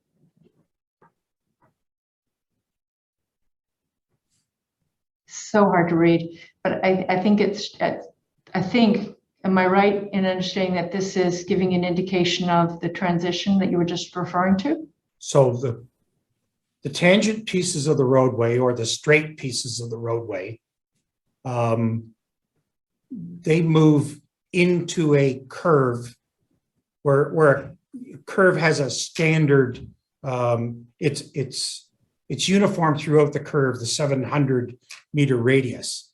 But the point between where that curve becomes uniform and the point on the road that's tangent, that's where you have what they call the spiral curve. And it's a transition. It changes every meter as you go through, Right. from a tangent section to the standard curve section. So they often refer to that as the spiral. So through a curve that has a standard radius, in this case of 700, you would usually have a, depending on whether there's vertical change as well. But if this was on a flat roadway, you would have a uniform super elevation through the curve, but it would change from nothing to the full super elevation through the spiral. I know that was a little long-winded, but I just wanted to make sure everybody understood what that was about. I think that's important, sir. And I don't, so what you're saying is that there would be specific direction from the engineer, the designer, to tell you how to transition from the curve through the spiral curve to a tangent. Do I have that correct? Well, I believe there's other sheets that are profile sheets that show the profile of the road. And then you take that profile and you apply all of the other guidelines in order to come up with the grades at the edge of the pavement and the edge of the shoulder. And then you have to calculate all of the grades below those for each level of the earthworks below, and then the first level of granular and the second level of granular.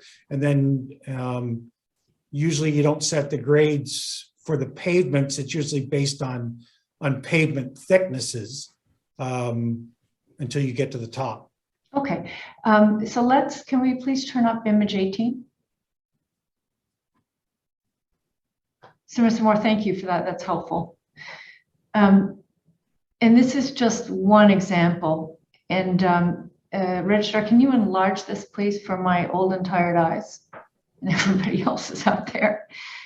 Okay, so this is just part of the alignment designed by Phillips, but I think we can see, first of all, on the left side, 22,650, that shows you the location of where this particular drawing begins. And if we went to the right, we'd show the end. Is that correct? Yeah, That's the station? I'm sorry, I think you referred to this as Phillips, but I think this is the Stantec. Oh, Stantec, forgive me, Stantec, thank you.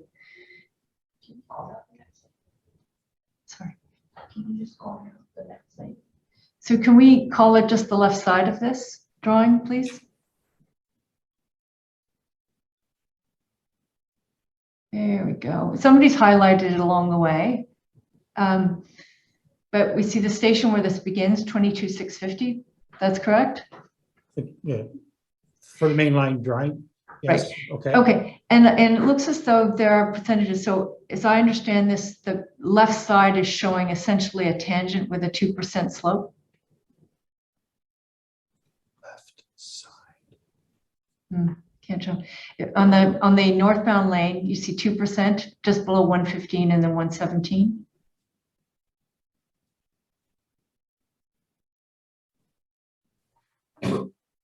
Oh, I see where you're talking.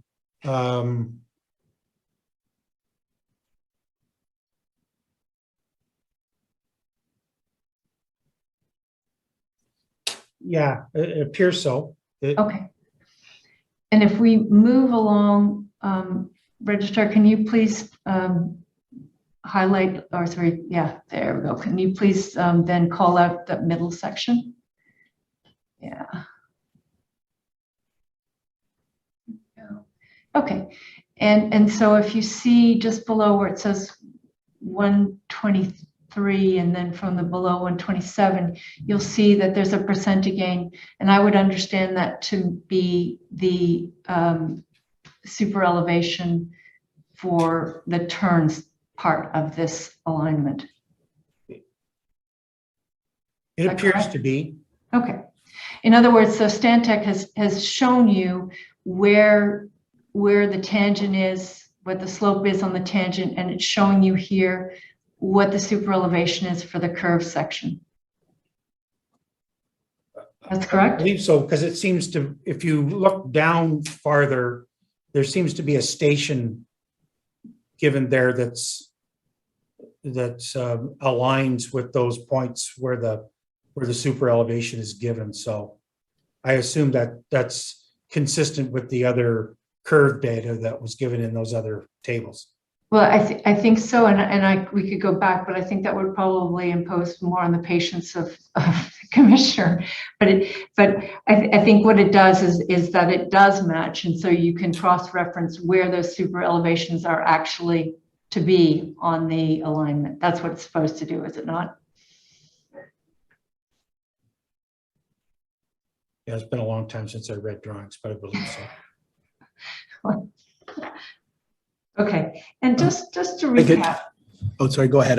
We're past the normal time for break. I don't want to cut in, but whenever we get to a good Thank you. natural point would be good. And I'm so sorry, I got so excited about super elevations, I forgot to look at my clock. I didn't want to interrupt your excitement, but I thought it was a fairly discrete section that's best dealt with all at once. Thank you so much for your patience, Commissioner. So let's take our morning break, and thank you, Mr. Moore, for your patience on this. Okay, well, let's take 15 minutes. We'll come back a couple of minutes, but 2 minutes before, 3 minutes before noon. Is that right? No, it's not right. Come back at 5 to 12. Thank you. Okay, we'll adjourn until that time.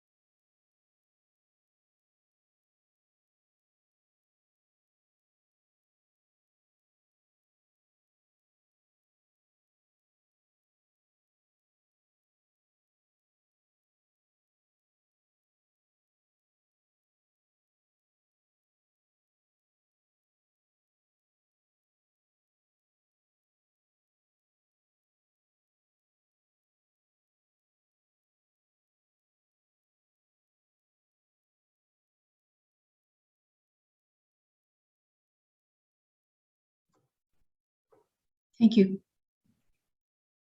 Commissioner? Ms. Roberts? Mr. Moore, I just want to go back to a point and cover it off. What's your understanding of what a super elevation does?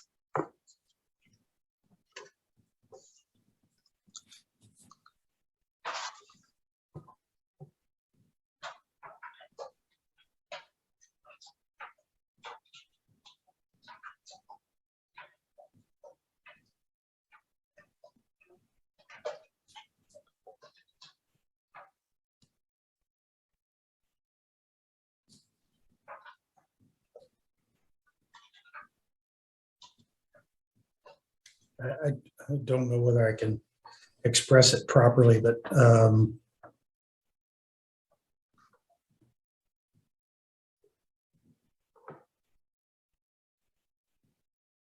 it aids the vehicle in transitioning around the curve of the roadway.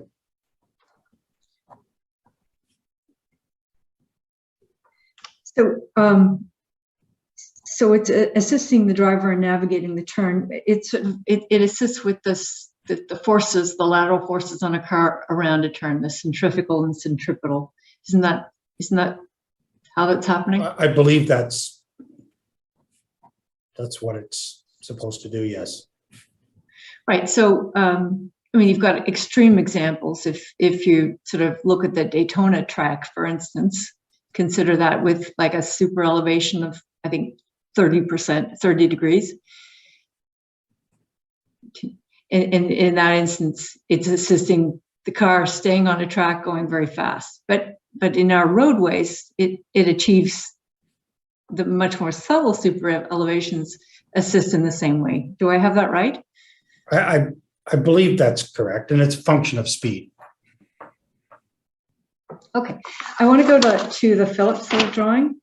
First of all, if we could please call up overview document 3.1, image 13.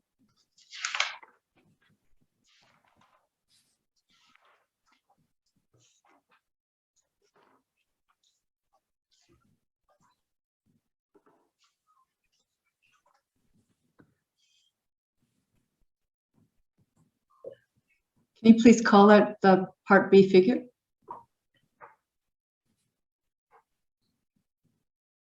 Thank you, Registrar. First of all, am I right that this is the section designed by Phillips? I think there's some overlap there with the section from McCormick Rankin, but for the most part, yes. Okay. So as we go to the right below Barton Street, that's McCormick Rankin. Yeah, I forget the exact station where there's a transition there, but yeah, it's for the most part, yes. Okay, and do you agree that this is the most complicated section of the Parkway in terms of geometry?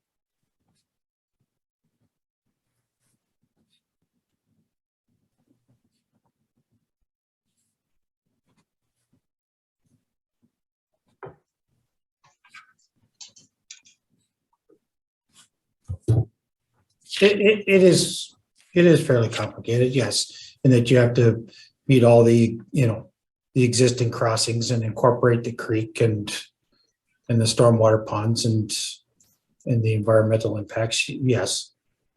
Okay, and the curvilinear alignment is tracking in part the creek valley? For the most part, yes. Got it.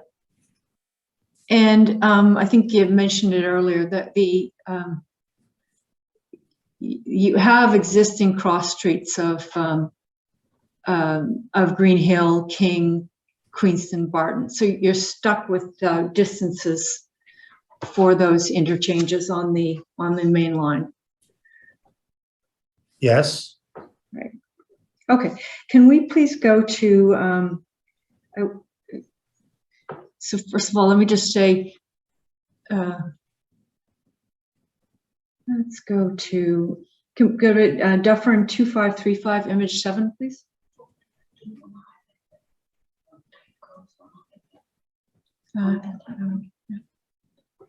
There we go. So this is the first turn on the Red Hill, and can you please, Registrar, if you can please call out this drawing, in particular middle section. No, not the table, the drawing.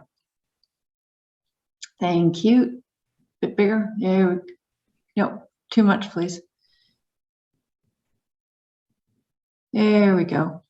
Okay, so this is showing what I understand to be the first turn on the alignment, and this is the R420. That's the radius of the turn. I believe so, yes. Okay. And can we cross-reference, go to image 25?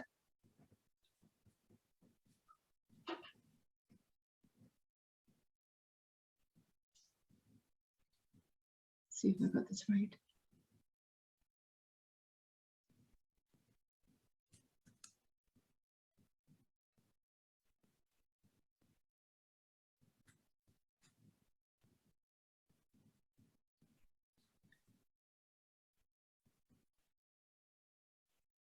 Hard to see. That's right, isn't it? Yeah, you can go.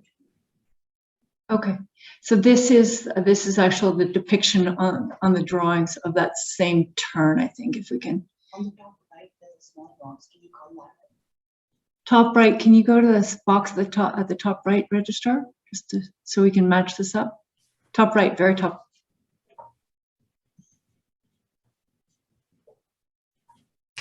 Yeah, make it a little bit smaller. Just shows you where this is. Okay, so this drawing shows the first turn on the Red Hill, because this is, can you see that, Mr. Moore? I can see that, yes. Okay. And if we go back, you can take out that call out now. So it's just placing it, and if you look at the right, that's the drawing. And the one on the left tells you what the radius is. Do I have that right? Sorry, the one on the left tells you what the radius is for the turn, and the drawing on the right shows you the road. Got it? And there's a very short curve in there that's 420, and then there's a very long spiral. Right. Okay. So can we please, so that's the first turn. Let's go to the next turn, which is image 8.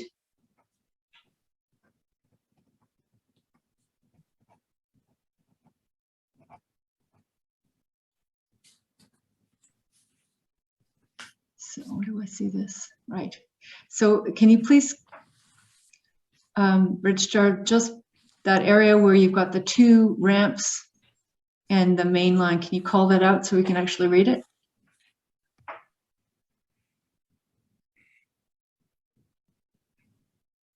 No, to the right, please.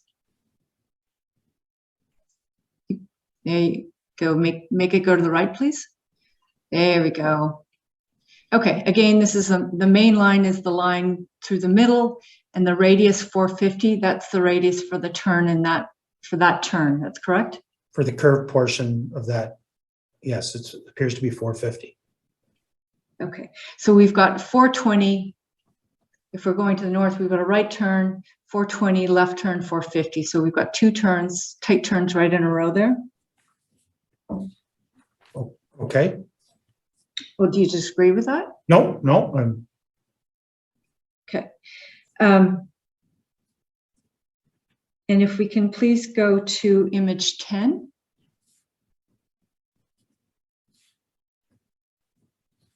Just going to take you through this hopefully quickly. Okay, so that's our next turn, third turn in here. And where's this? It's right in the middle. Can- Line going through the center. Okay. Oh, I see it. Can you please call out the middle section where those ramps are, Registrar? Thank you. There we go. Okay, again, this is third turn, and the radius is depicted at 690. Do you see that? I see that the alignment calls it 690, yes. Okay. And image 11. Okay, this is easier to see. Can you please call and make that so we can see? Yeah, thank you. Okay, and this is the fourth turn and the radius 525. That's what it says, yes. Okay. No, the super elevations aren't depicted on these drawings, so we have to actually go to image 71.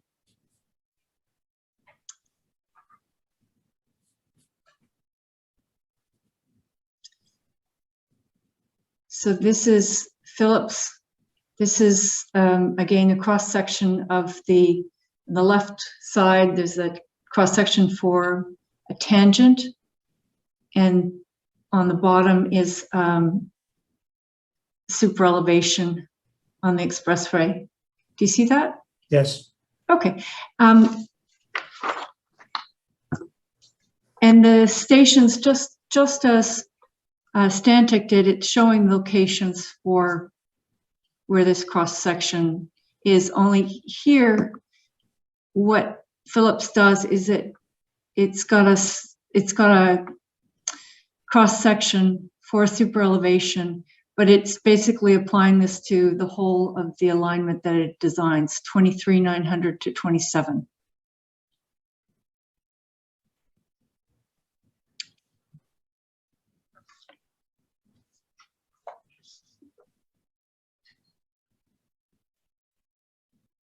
Do you see that? Yep, I see that.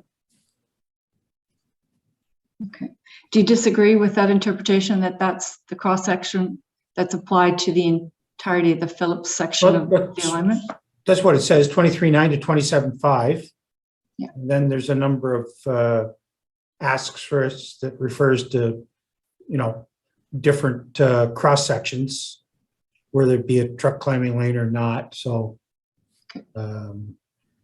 those are different stations. different stations, yes. Right. Okay. And you'll agree with me. Can we please call out the super elevated section so we can read that a little bit more? Registrar, can you make that bottom larger, the whole drawing? Yeah, thank you. That's it. There we go. Okay, so this that's applied to the whole of the Phillips section has got a maximum super elevation of 6%. It says S% or 6%, so I'm not quite sure. There must be a table someplace or other direction that shows what that is. So the maximum super elevation is 6%. Is that how you read it? Yeah, that's a max. Whether it applies to that section, you'd have to go to the other table to tell you what it is. In some sections, the maximum may only be 4% or 4.3% or 5.2%, whatever it is for the. It's a little now not knowing the context or being, why it said S% or 6%, but. Well, indeed, sir. So the 6% would apply to, for instance, the radius 420 turn, but it wouldn't apply to the 690. That's correct. There'd be a lesser super elevation for the less acute turn. Typically, that's the case. Okay. And you'd expect, though, for each radius turn, for the super elevation to be identified for the turn, would you not?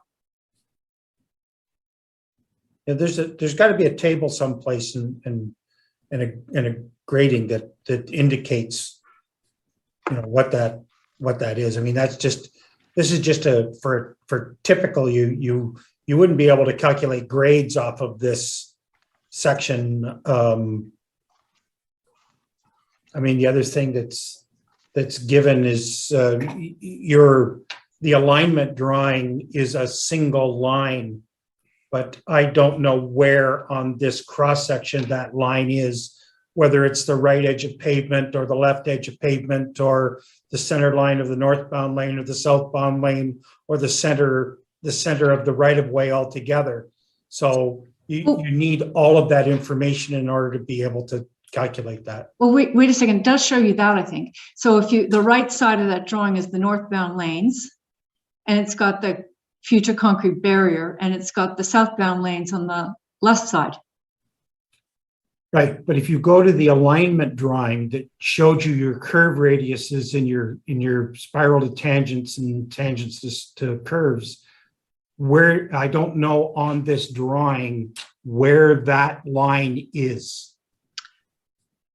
Oh, I see what you mean. That the single line that was The single depicted. line. Right. It didn't have 5 different lines. It only had a single line. So somewhere on this drawing, that line applies to. Well, that's an interesting problem. So let us go to, for instance, image 27.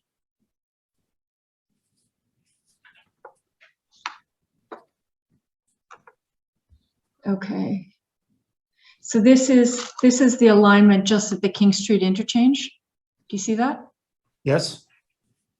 Okay. And so what's this term, 450? Yeah. So this is a 420. no, this is a 450 turn. This is a 450 turn, I think. 25, 800. Yeah. Okay. So unlike the Stantec drawing, can we enlarge the main line, Mr. Registrar? No, the main, so that's King Street. Main line is on the bottom. Yeah, thank you.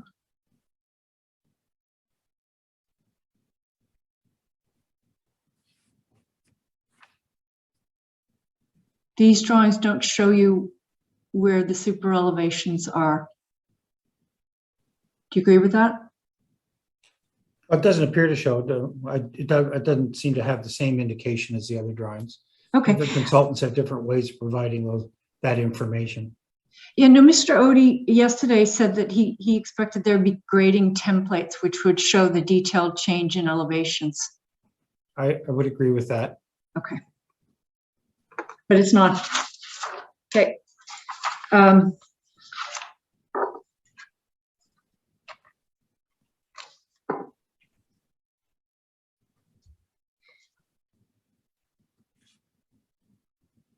There appears to be a center line down this drawing, which would coordinate with the alignment drawing. That line is actually the center, the exact center of the two in northbound and southbound lanes. I see. So is that what you're saying goes through the very middle? Goes through the very middle of the median, yes. Okay, and that's the That's where That's that the center. alignment, that's where that curve is. got it. That's where that curve measures that. Okay, that's helpful. Thank you.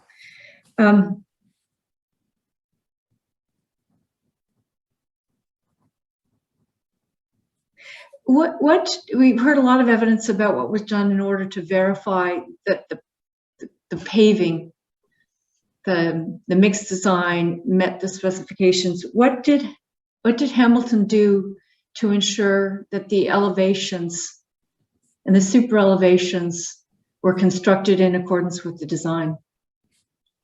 Well, that's what the contract administrator and their on-site inspection does. I mean, typically the contractor lays out the grading stakes and provides a grade sheet for the contract administrator to use and check the grades. And again, it all starts with what they call the subgrade, which is the earth grade, and that gets graded, and it's usually shot with a level to ensure that it's within certain tolerances by the CA to give the contractor approval to proceed with the next layer. and subsequently with each layer of granular up to ready to place the asphalt. So those elevations are shot at each level of placement of granular and then the paving and verified. That's what you're saying?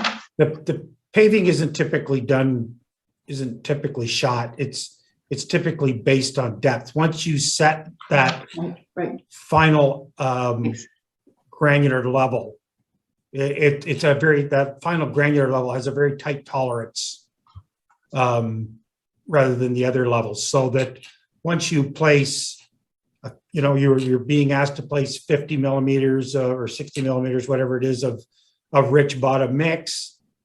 Right. If you place an equivalent 60 millimeters across, then you've met the grade, and you subsequently build on each layer. Got it. And would you not, though, at the final asphalt layer, verify the grades?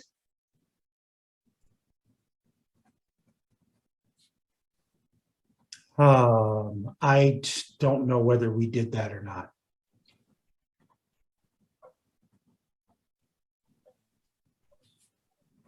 Okay. I just want to go just look at some of these interchanges. Can we please turn up it's image 23?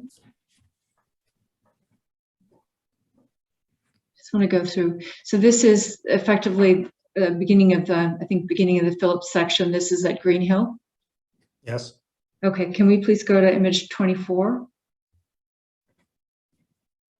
So it goes through, and here we've got on the bottom, we've got the lane coming off Green Hill onto the main line. Yes. Okay, can we please go to image 25? And we looked at this drawing before. This is where the 420 is, the 420 radius turn is. And you'll see, sir, that the northbound lane has 3 lanes here. One has just caught people coming off from Green Hill, and the next one we're going to see the exit lane. If we can please then go to 26. Do you see that? Yep. Okay, so as between those two roads, that you've got an extra lane that's to allow, as I understand it, do I understand it right, that's there to allow traffic to come off that Green Hill and onto the main line, and then traffic to exit main line onto King? Yes. Okay, and can we please go to 27? Okay, so we just looked at this. So again, this is the turn. It's just at King Street. This is a 450 radius turn. For headed northbound, this is a turn to the left. So we've gone from a right turn to a left turn, and we've got ramps coming off King Street onto the main line. Do you see that? Yes. Okay, and on the southbound side, on the top part of this drawing, we've got the exit from King onto the main line. That's correct. And I just want to note something and get your view on it. As I read this, we've got that ramp coming onto the main line on effectively that 450 radius turn. You see that? Okay. Well, am I interpreting it right, sir? Well, I mean, it depends. There's a very long speed change lane there. So, I mean, I don't know whether it meets the roadway. I can't be sure from this drawing exactly, where along that curve it intersects, and I mean, it transitions along the length of that all the way to Queenston Road. Okay, but the bull nose from that turn is basically, sorry, the bull nose on that ramp looks as though it's, can you please call out the middle part of that drawing, or the main line? No, just the main line. Yep. There we go. So this is the ramp. Looks as though the bull nose of that turn is essentially where it's saying the 4.75 and the T, is it T25?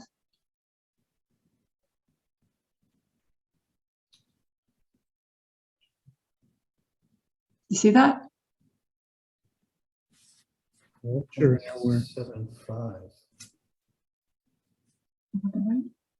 You basically, are you trying to show the nice? Are you looking at the one going south or the one going north? Southbound. Southbound, okay.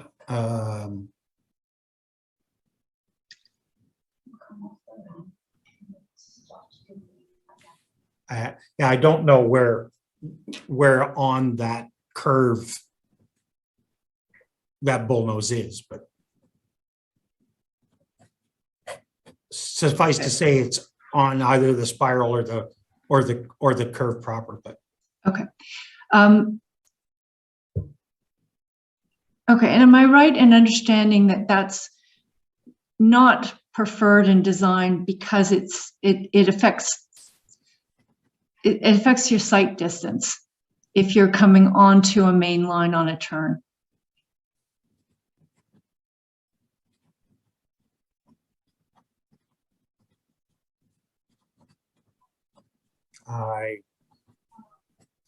I'm not the geometrics guy in what's preferred and how you handle it. I mean, there's preference, but then there's design details, and I mean, given that these went through professional consultants providing these designs, and you subsequently reviewed by MTO prior to any tenders, then I wouldn't have thought there would be any problem with this type of orientation. So you just said something interesting that I don't think I knew, that the drawings for the alignment were also reviewed by the MTO? Well, in MTO was a funding partner of this project up to 60%. So they were, I don't know what detail now, what the level of detail was, but they were involved in all aspects of the design and tender of this project. Okay. And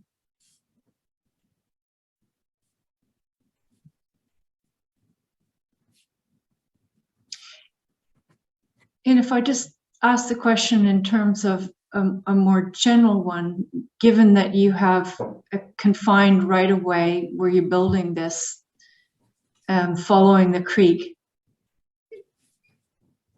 am I right in understanding some of these geometric decisions as a consequence of really confined space?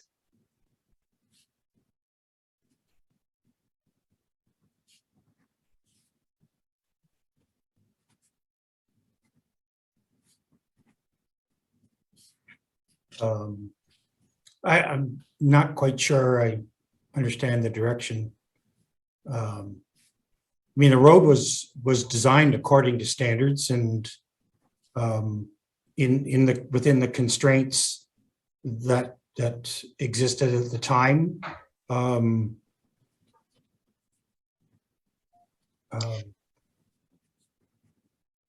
It's exactly what I'm trying to understand, the constraints that it was designed under.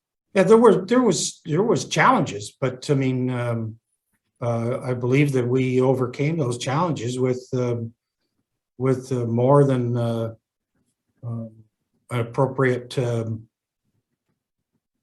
answers to those challenges in getting this built. Okay. And as for the exit for the ramp coming out on the main line on the turn, you're saying that that's something that the designers accepted and end of story.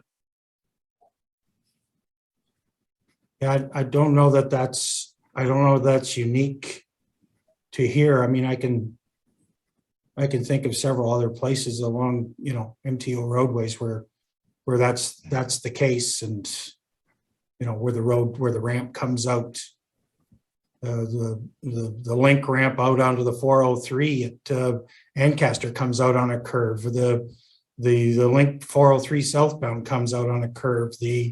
A lot of the ramps down through the valley on 403 from Main Street and King Street transition on curves. So it's not a unique situation. if you look in a manual, is it desirable? If you're building a brand new roadway across a flat land, that might be, this is what you want if you can get it, but that doesn't necessarily mean that's, that there's not other avenues or opportunities to put those in. The fact that these ramps came down off of a curve gave more than visual opportunity for drivers merging and for drivers allowing them to merge. The length of the speed change lane. You may not want a very short speed change lane, a direct ramp where you come off the ramp and then are forced, into the lane, but with a long speed change lane, especially on the northbound lane where the lane runs all the way to Queenston Road, gives you an opportunity to be in your lane, stay in your lane, pick your opportunity to merge if you're leaving that. Especially the same with the lengthened speed change lane on the King Street ramp southbound. Those are the types of things that you use to mitigate your challenges. Got it. So you're anticipating the very place I was trying to go to next. So let us just look at that. So if we now look at the northbound lane, what on the left side of that, actually, can we take out that call out? That'll make it easier for us. There we go. So we've got on the northbound lane, which is the bottom of this drawing, northbound lane. So you see that in the alignment? Mm-hmm. Okay. So we've got the entrance onto the main line from King. Is that what that is? On the bottom at the east-west north ramp, yes. Yeah, okay. And if we could please go to 28, image 28. So these are the 3 lanes on the section, on the main line at this point. And again, am I right in understanding that the bottom lane here is the speed change lane as people come off that ramp from King, and we're just about to go on the ramp to Queenston? Right. There's two through lanes and what they call an auxiliary lane at this point in time. Right. And is that the weaving lane? It fundamentally becomes that. I mean, if people are, there's a double exit at Queenston Road, so you don't have to get into that lane if you want to exit, but you do need to get out of the auxiliary lane if you don't want to exit. So it gives the lane, extending the lane for the entire length between the on-ramp and the off-ramp gives sufficient opportunity for those drivers to make those decisions. Okay. And can we please go to 29? Just to finish the point, you'll see, I think, the exit. There we go. So as you say, there are 2 exit ramps for, this is Queenston. Right. Okay.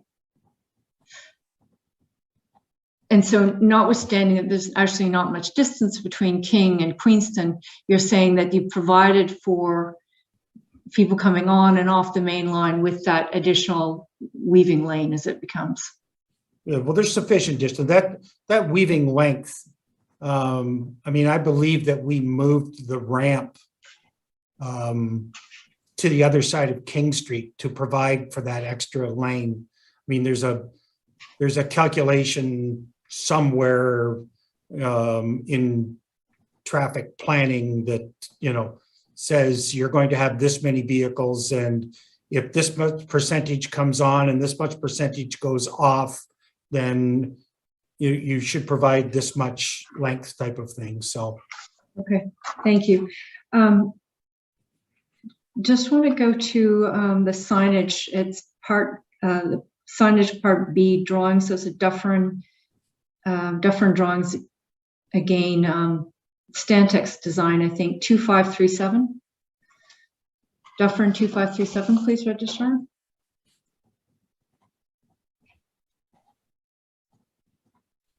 Just one short point here. So my understanding is that Dufferin did this, these are the part D drawings, which include, is that right? Combination. So it's providing for signage. Image 23. Hot mix paving, granular curb and cover, barriers, electrical, structural, and landscaping. Yeah, I know. It Sorry. may, 23. Can we please go to image 23?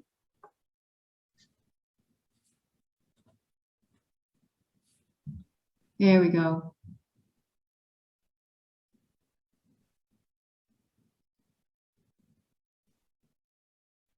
Okay. So what does this mean? Top right, that color that box, right? So you know the location. Right, so let's just, can we go to the top right box just to show the location for this? Thank you.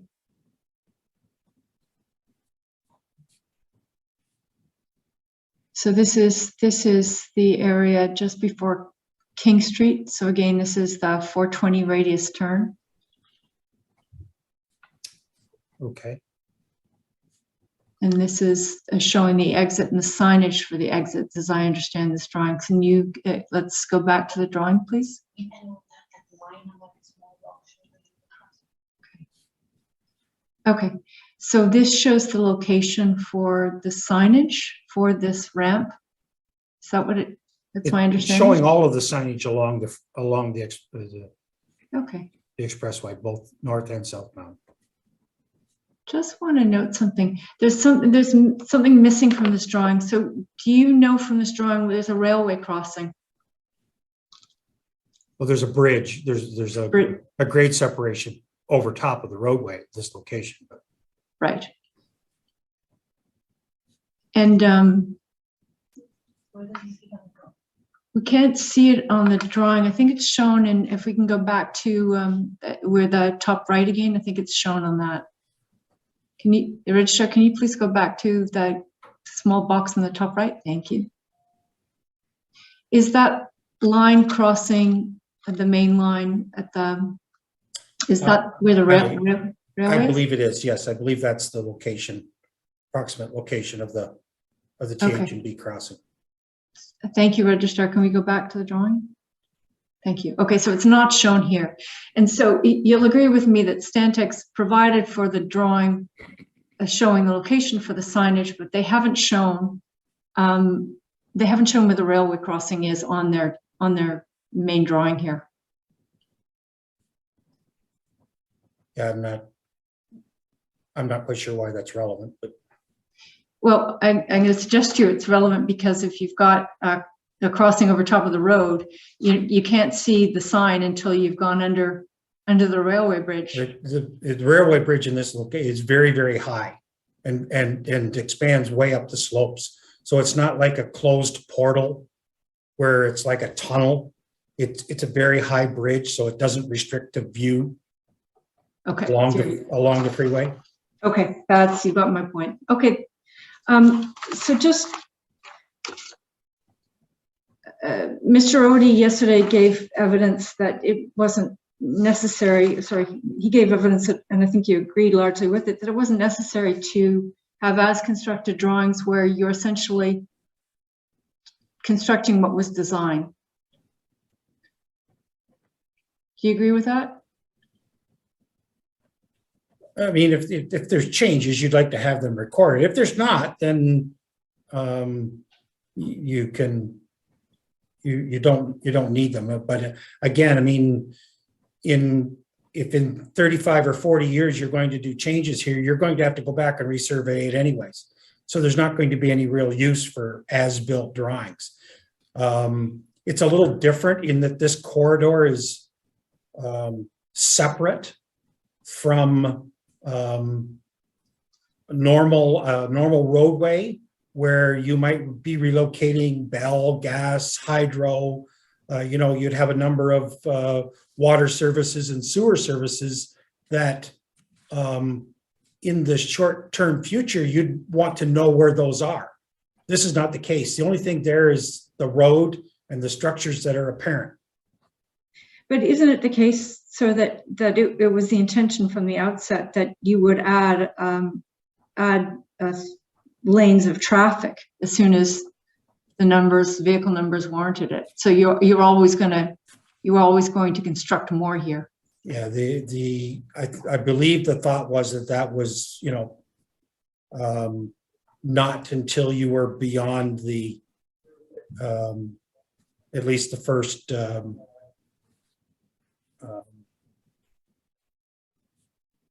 maintenance requirement on the roadway. So you know, if they had thought that it was going to be within the first 10 years, it would have been more cost effective to build it initially. But I think the thought was it was going to be beyond 10 to 25 years.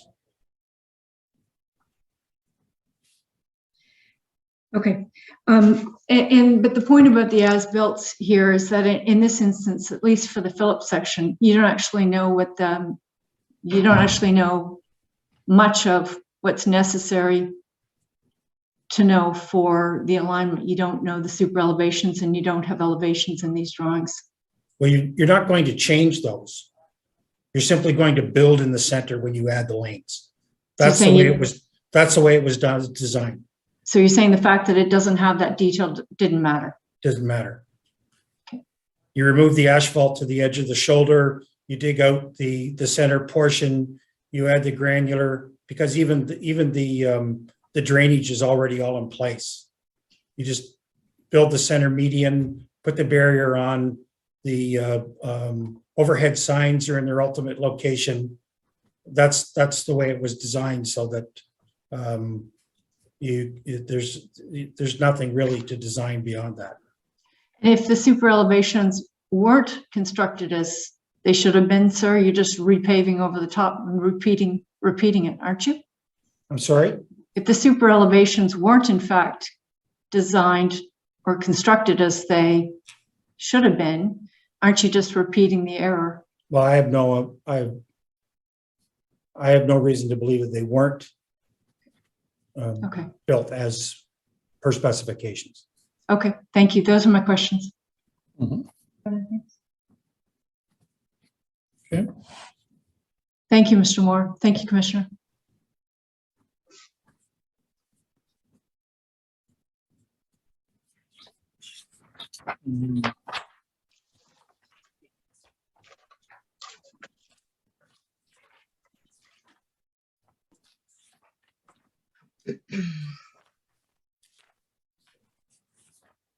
So Ms. McIver. Thank you, Commissioner. Hi, Mr. Moore. Mr. Moore, you just stated that MTO was involved in all aspects of design and tender of the Red Hill project. We've now reviewed thousands of documents in this case, all of which indicate that the city and its contractors set the design standards for the project and devised all of the tender documents. And we've also now heard from many other city witnesses and contractors, and none of them have indicated that the MTO had input into this project, and certainly not a right of approval. Is your evidence really that MTO personnel were involved in the design and tender of this project? Central Region Planning and Design was involved in this because of the funding agreement, and they reviewed our plans to make sure and our tender which items were fundable and which ones weren't in that regard. And Mr. Moore, who from the Ministry of Transportation are you referring to?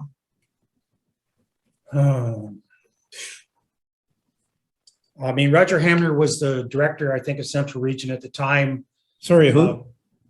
I'm sorry, Roger Hamner. Mhm.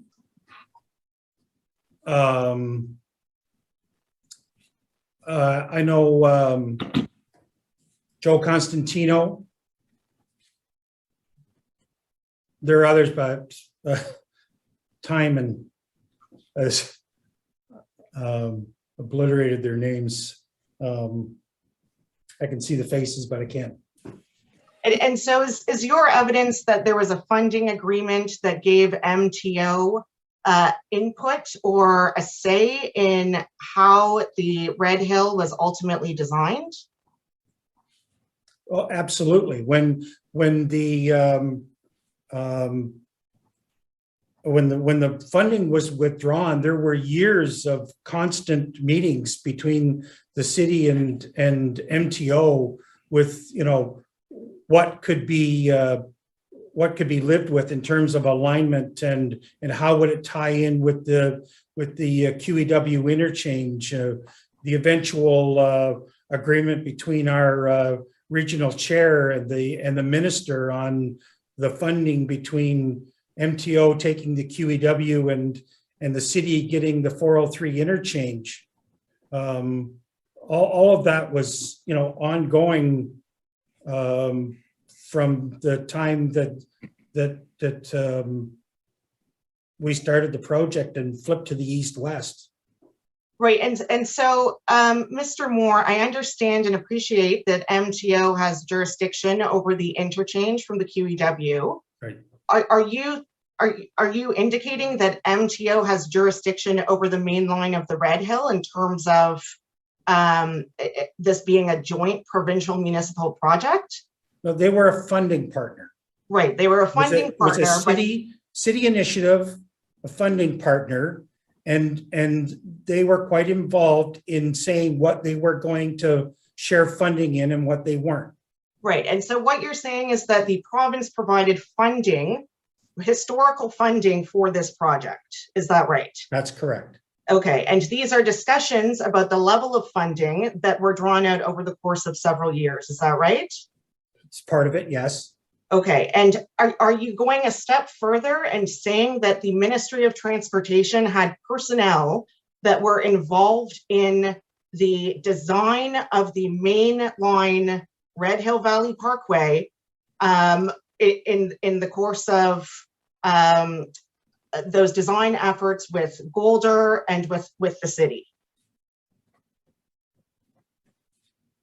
I don't know whether it was to that degree. I do remember that they were reviewing the for lack of better words, the tender drawings and quantities and items, so that when we submitted invoices, for lack of a better word, for our funding, that they were already approved, that yes, we're going to pay for that, or not, we're not going to pay for this. Mr. Moore, the ministry's funding, if I recall, ended in, I believe the last payment was made in early 2005. Does that sound accurate? I wouldn't. I would have thought that it wouldn't have ended until the, unless it was for 60%, I believe, for the north-south portion. So I don't know why we would get money ahead of that, unless it was, they had upfronted some money, but I would have expected it would have been after 2007, but I don't. Okay, and so what I'm hearing is that you have assumed that the MTO had some involvement in your project, a project you facilitated, you engaged a contractor for, you decided on the use of materials, and you oversaw the procurement on in 2005 and thereafter. Is that in fact what you're saying? I think the witness has answered the question. No, Mr. Letterman, I'm going to allow this question. Very well. I just want to understand that clearly. Yes, the MTO was involved in our project and did review our drawings. It's my recollection. Okay, and on what dates did they review your drawings, and which drawings? I couldn't tell you. You can't say. And can you say whether that's just in the context of coming up with their own drawings for the interchange? There was a lot of back and forth, because obviously we had to meet at the same spot, you know, coming south from the Queenston Road, or from the QEW interchange, and us coming out over the creek to meet and have the same cross sections and templated works. Right. My question is over and above that, over and above what would occur for the interchange on the QEW, is your evidence really that MTO had a say in the drawings and the design of the Red Hill Valley Parkway? No, it's not what I didn't say that they had that level of, I'm saying they were familiar with the drawings in that they were reviewed for the context of payment. If they told us, listen, the way you're doing this isn't the way we're doing it, we're not paying for that. That was a discussion. And so our evidence will be, I expect the MTO witnesses will say that they're not familiar in that way with any design drawings or any tender documents put together for the Red Hill Valley Parkway. Does that change your evidence? No, that would surprise me. Okay, and I trust that there are documents to support what you're saying, because now we've provided hundreds of thousands of documents to the inquiry, none of which indicate that there was any sort of approval or feedback solicited from MTO. So I trust you have documents to support this. Mr. Commissioner, I don't think that's an appropriate question. I think we have to remember that this is not litigation at this point. This is an inquiry. If you put the question in terms of, are there any documents, you can allow it to go forward. I will allow it to go forward. Mr. Moore, are there documents to support your assertion that MTO approved the design of the Red Hill Valley Parkway? I don't have any documents. Are there any documents to support that the MTO had involvement in the design of the Red Hill Valley Parkway? I don't know. And you've mentioned Roger Hamner and Joe Constantino. In what aspects were each of them involved in what you're saying they were involved in? Well, I know they were in their positions during the work. We did work with them closely. We had constant meetings with them. There were others, but I just can't remember the names right now. There was a one or two people assigned to this project for the funding review purposes. And in what years were those meetings being held? During the project. Could you be more specific, please? The funding discussions occurred over the course of decades, so I'd appreciate it if you could be more specific.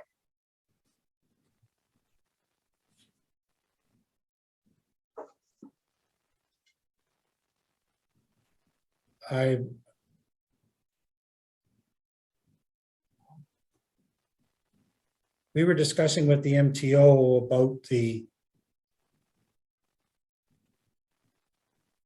about all the alignment work and how we were going to build it and that type of thing as early as I think 98 and through until the end of the project would be my recollection in 2007.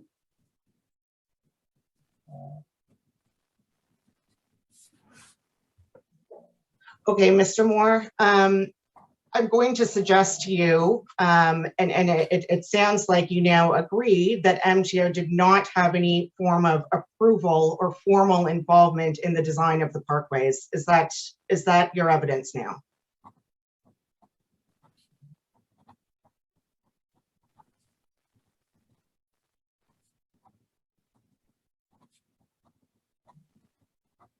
I don't remember any formal agreement that gave them that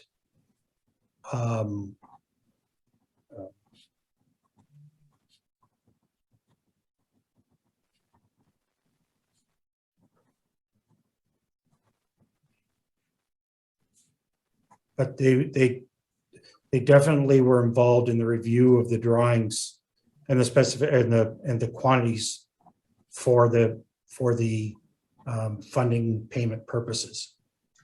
And will that be the evidence as well from Golder personnel who were involved in the design of the Red Hill Valley Parkway?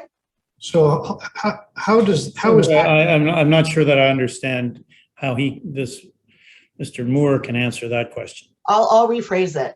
Yes. Is your evidence, Mr. Moore, that you worked collaboratively with Golder and personnel from the MTO in designing the specifications for the Red Hill Valley Parkway? I don't know whether our consultants were involved during our meetings with the MTO or not. Okay, and Mr. Moore, you mentioned a funding agreement. Do you know the year that the funding agreement was executed?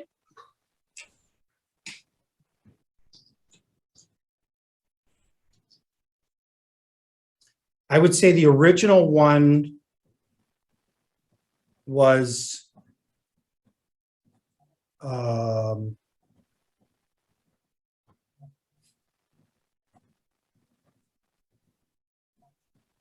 in either 87 or 88, because that's when the project first got kicked off after the Consolidated Hearing Board approval in the final judicial review.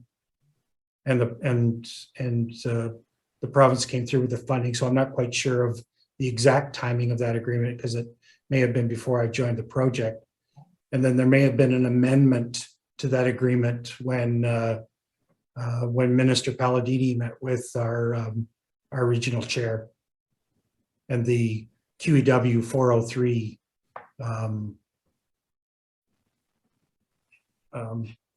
cost came in. Okay, and Mr. Moore, this may be more appropriately put to council, but I trust that those funding agreements have been produced in the context of this inquiry.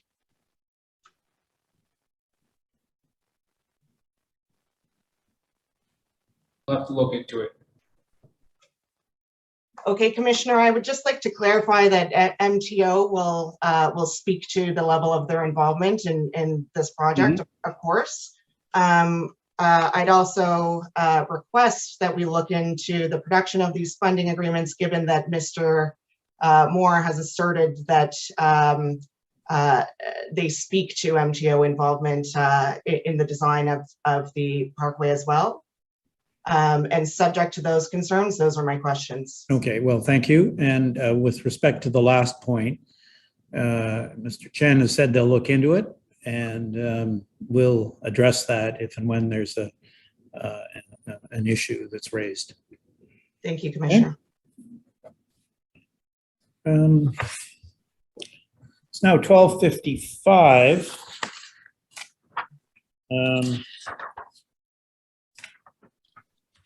Dufferin said they had 10 minutes.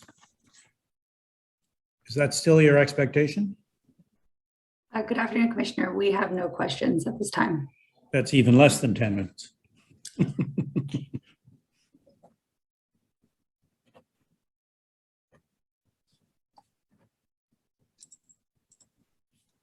Then I think it would probably be best if we took our lunch break now, rather than starting into the city's examination.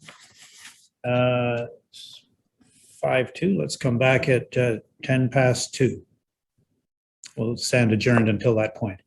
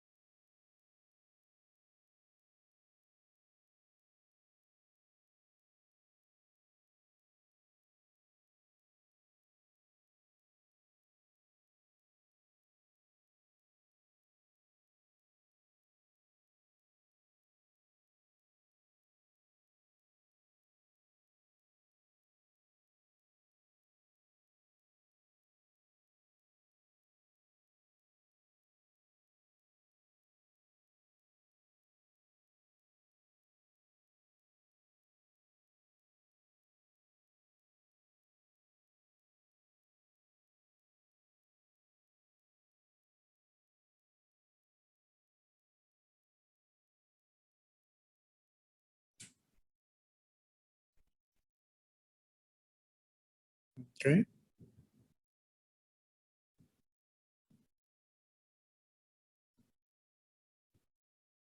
Good afternoon, Commissioner. Mr. Moore, I just have a couple of questions for you this afternoon. So to start, I would like to continue off with the discussion that we had ended off with, where you had mentioned a formal agreement between the MTO and the city of Hamilton or the region of Hamilton Wentworth. So over the lunch break, in the short time that we had, we were able to locate some documents. I just flagged that our review is not complete, Mr. Commissioner, that touched on what Mr. Moore had raised in terms of that funding agreement and the MTO's role in reviewing designs. So, Mr. Moore, in your evidence, and you just reviewed the real-time transcript, although you didn't recall any formal agreement offhand, you testified that the MTO was involved in the review of the drawings and I think quantities for the funding payment purposes. And as I kind of foreshadow, we believe we may have located some documents to that effect. So we had just sent over to Mr. Registrar a couple of documents, which I hope he has received.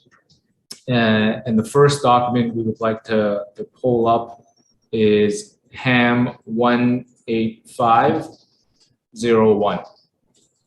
Sorry, Council, it's going to take me 2 seconds to put it in. I just received the email about a minute ago, so. No, thank you very much. Apologies.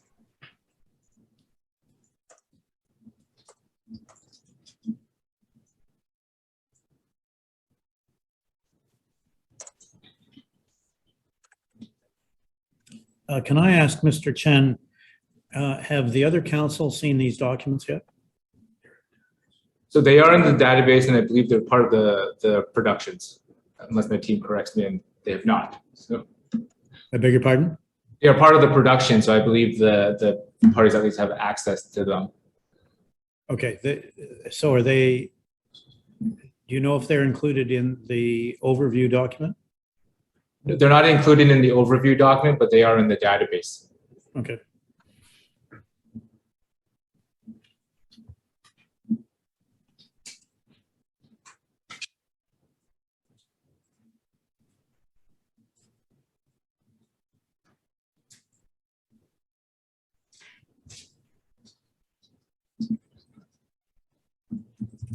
And sorry, Council, if you could just repeat the call out,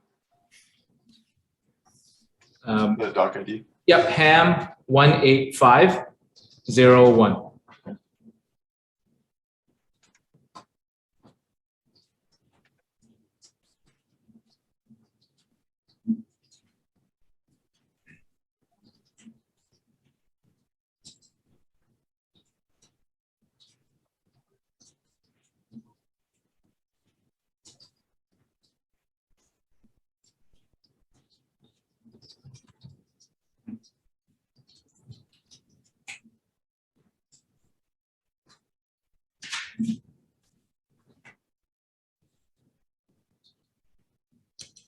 Thank you, Mr. Registrar.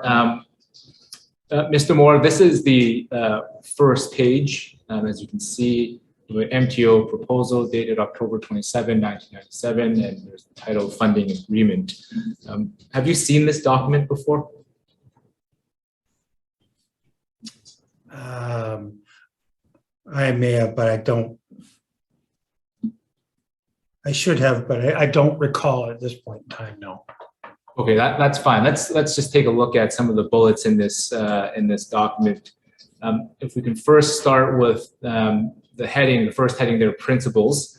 In the first bullet, you can have a look at that, where it says the MTO and RHW agree to enter into an agreement whereby MTO will contribute 106.75 million towards the implementation costs of the Parkway. The video is blocking one of the words. Goes on to say those expended to December 31st, 1995.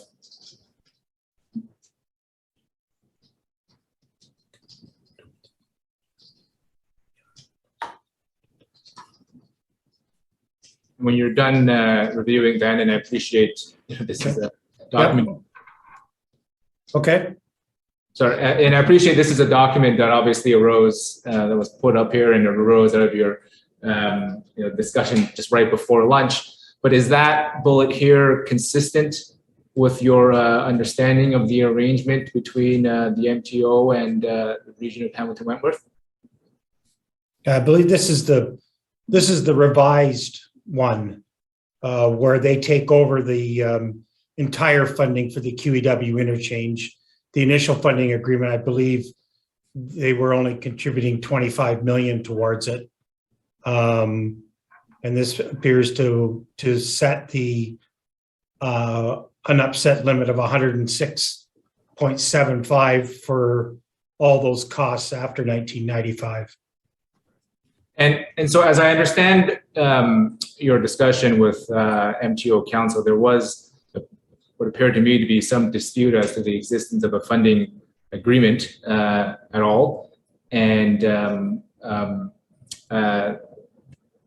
issues with respect to MTO reviewing the design. So I appreciate what you've just told me, but if just have a couple of questions about a couple of bullets below this. And so if we can take down this call out.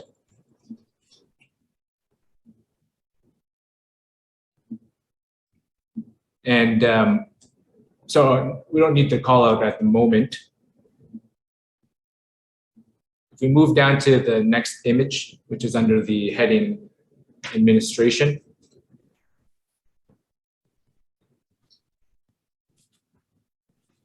If you can first, Mr. Moore, look at the first bullet.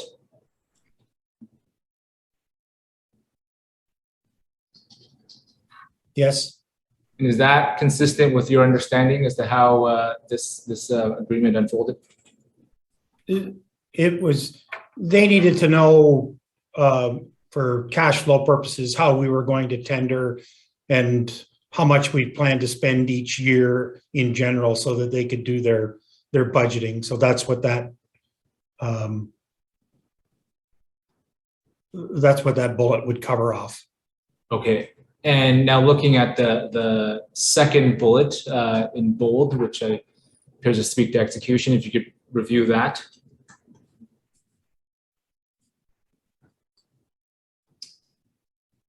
And I think it might be helpful to call this one out, Mr. Registrar. Thank you.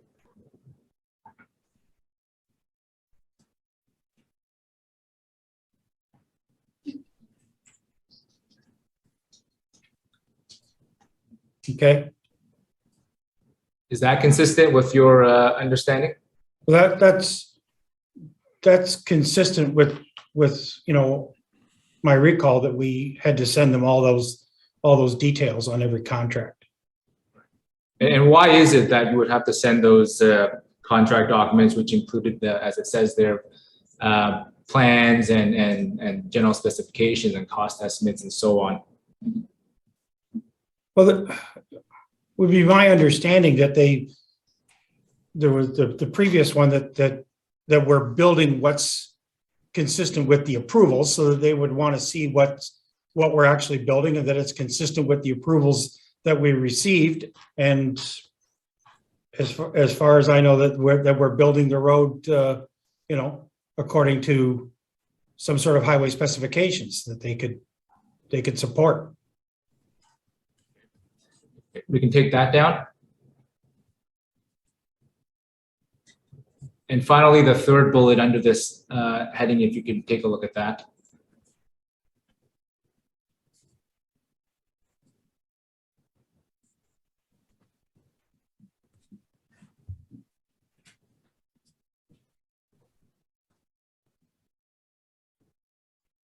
Right. So does that go in part to the explanation you just provided with respect to why documents were provided?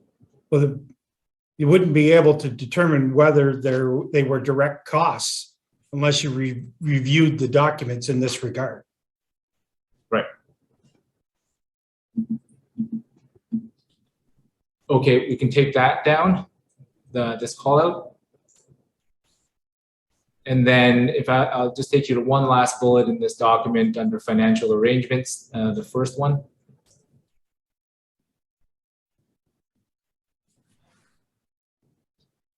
And in your evidence, I understood you made reference to the figure 60%.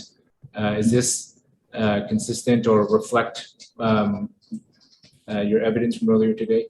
Well, that was my recall, that it was 60% in the north-south, which was from the QEW to upper gauge, and 50% in the east-west. Perfect, thank you. We can take this document down. And perhaps we can mark that as the next exhibit, Mr. Commissioner. I understand to be 37. 37? Correct. Yes. I'll leave that to the registrar to mark. Thank you. And if we can pull up another document, Mr. Registrar, HAM 51118.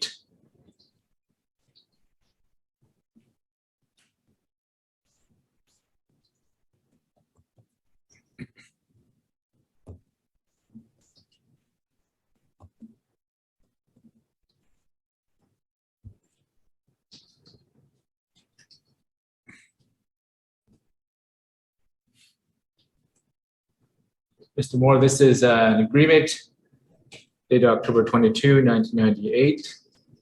We don't have to go to the bottom, but it's signed. Have you seen this document before? Possibly, but I don't recall specifically.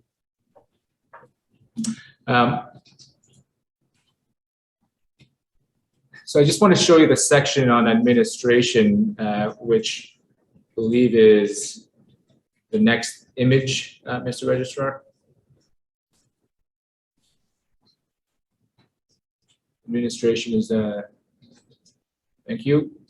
And if you can just look at these three paragraphs, Mr. Moore, this is, reflects what we saw before, but I'd just like you to let us know if there are any other details to add, but I understand this to be the formalization of the proposal that we looked at before.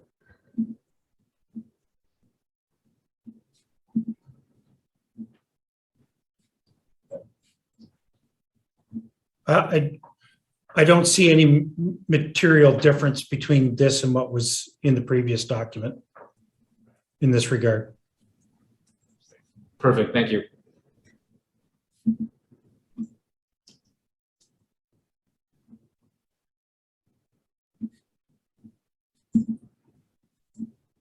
And if we can make this document the next exhibit. Mm-hmm.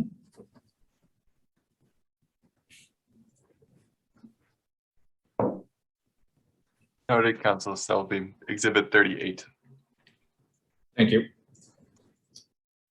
So just to change topics, Mr. Moore. Yesterday you were asked about the JAGL testing. You recall that? I recall that. And we can take this document down now, Mr. Registrar.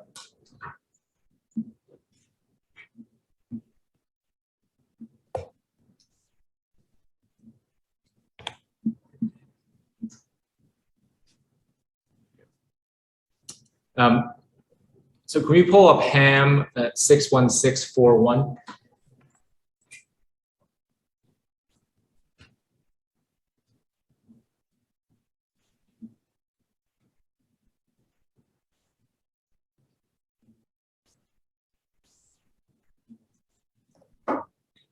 This is a document that you were shown yesterday, Mr. Moore, and Commission Counsel, Mr. Lewis, had asked you several times, I think, the purpose for which the JAGL reports were commissioned. And as I understand your evidence, you testified that, to the best of your recollection, what the report itself says, that the testing was to track the performance of the steel slag relative to the conventional aggregate. Is that a fair recap?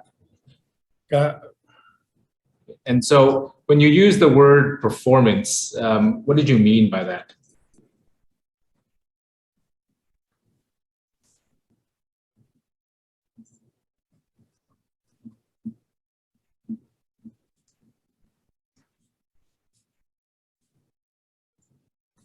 I guess that's the performance of the aggregate, especially, or the comparison of the steel slag with the aggregate in the terms of the overall roadway. You know, there was an inherent question on steel slag with regard to the asphalt cement. That was always an issue with steel slag, in that it seemed to soak up the asphalt cement more and tended to get brittle faster than normal. So some of these tests would show raveling or loss of the fines, especially the sand patch test, not necessarily the British pendulum test, as I understand. And so, I mean, some of that's what I'm looking at in performance is the overall, is the roadway holding up in all aspects? You know, is it cracking prematurely? Is it breaking apart? Is it still performing a smooth surface for the vehicles that are traveling there? Okay, and so yesterday you had used the phrase overall wear of the mix. Is that consistent or reflect what the kind of the description you just provided, or? Yes, in a broad view, yes. Okay, and so just Mr. Lewis had put to you that the purpose for testing skid resistance was ultimately for traffic safety. From your understanding, is there anything in these reports that indicate that the testing was undertaken to assess safety as opposed to the explanation that you just provided?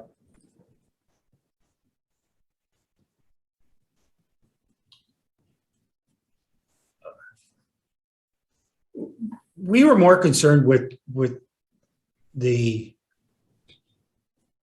actual mix, the actual pavement and its performance, and when we'd have to replace it and those types of things. When someone says safety, to me, it usually refers to the operation of the road, which we weren't, that wasn't our specialty in terms of its operation, because it has so many other aspects. So our concern here was the road itself. Okay, thank you for that clarification. We can take this document down, and if we can bring up HAM 10055.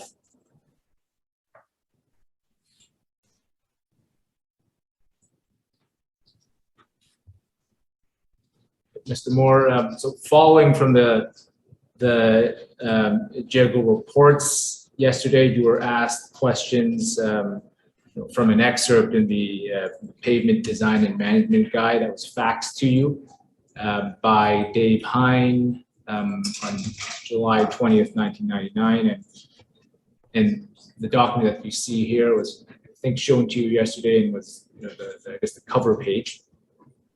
And I just want to understand why this was sent to you, because it was not clear to me from your discussion yesterday with Mr. Lewis, and there's no reference to a request by you in the body of this fact. So what is your recollection, if you have one, of why this was sent to you?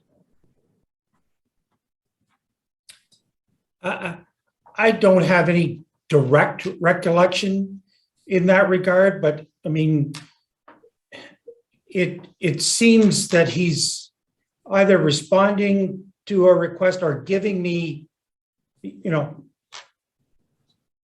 I don't want to speculate. I don't know really why, he's just sending me some general information So whether I didn't have the knowledge to understand a previous report and he was giving me some additional information, I don't know. Okay. And so I just want to understand what it is that you reviewed at the time and understood about the contents of the excerpts that are attached to this fax. So the next document to turn up, Mr. Registrar, is HAM 10056.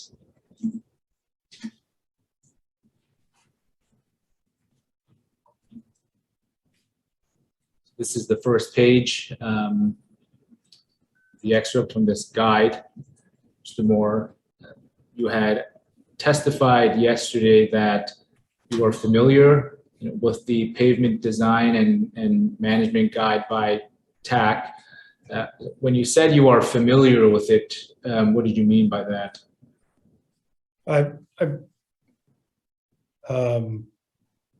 I'm aware of the guide. In fact, I was on a TAC committee to revise the guide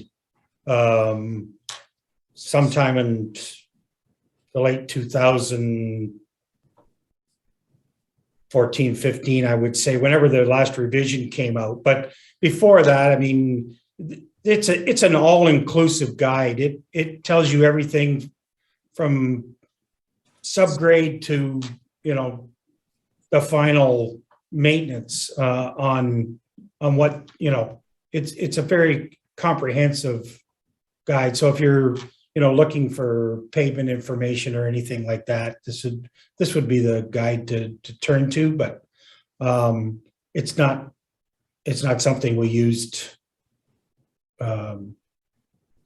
routinely or even non-routinely, other than I was aware of the guide. Okay, understood. Would you have been familiar with the guide at the time you received this fax in 1999?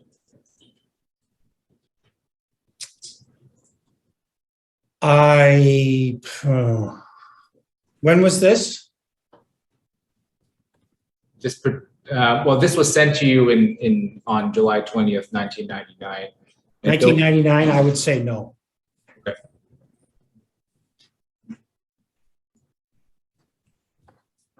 And so before I go into the excerpts of the chapter, again, what was not clear from yesterday is to what extent you reviewed the document. So do you have an independent recollection of receiving this document? I don't. Do you have an independent recollection of, and this may have been answered by the former question, in reviewing any part of this document? I don't.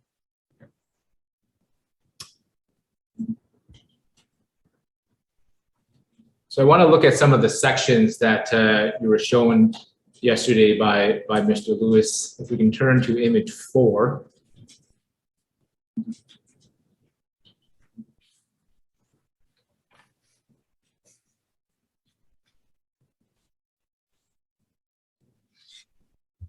You were asked about these two diagrams yesterday. So starting with the top one, Mr. Moore, you testified, you'll see some handwriting there at the top, that's not your handwriting. Is that correct? I don't recognize it to be mine, no.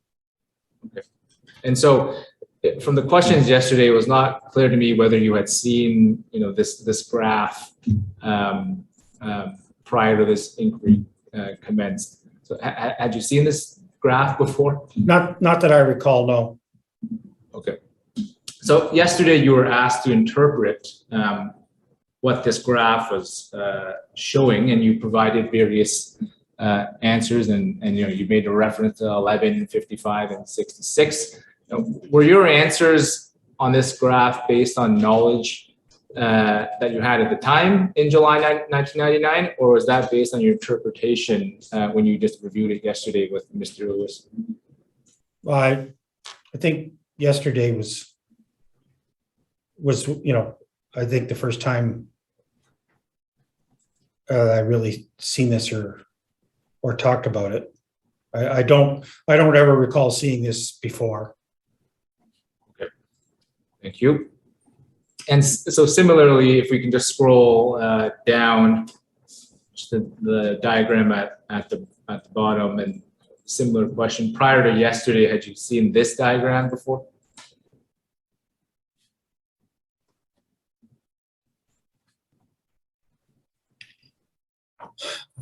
I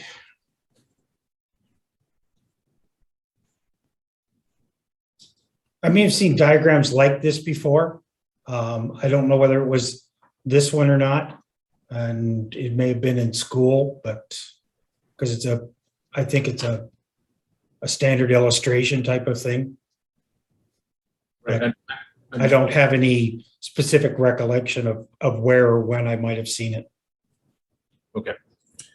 So just so we're clear, you were asked questions by Mr. Lewis about this graph, and you provided various answers. So were your answers yesterday on this diagram based on what you knew at the time in 1999, or from your review of it yesterday?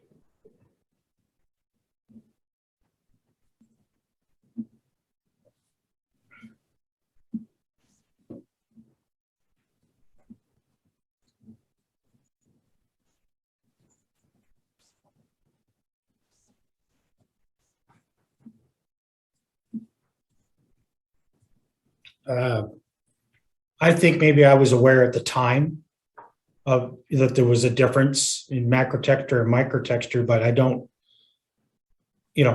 two components of aggregates and asphalt, but I don't know beyond that whether I had any other, clear knowledge in that regard. Okay, thank you for that clarification. And then in the next section, I think it's 2.6.4, titled Uses of Friction Data.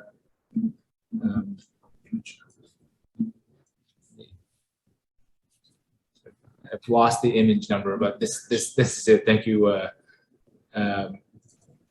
Registrar. It's changes in friction 2.6.3 and uses of friction data 2.6.4. So just starting with the changes in friction, Mr. Moore.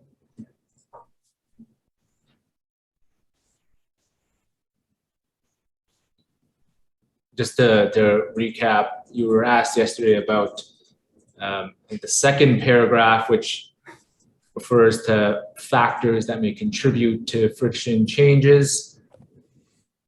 You see that there are no notations here from Mr. Hine. So it was not clear from the evidence yesterday, but is this a section that you have an independent recollection of reviewing back in 1999?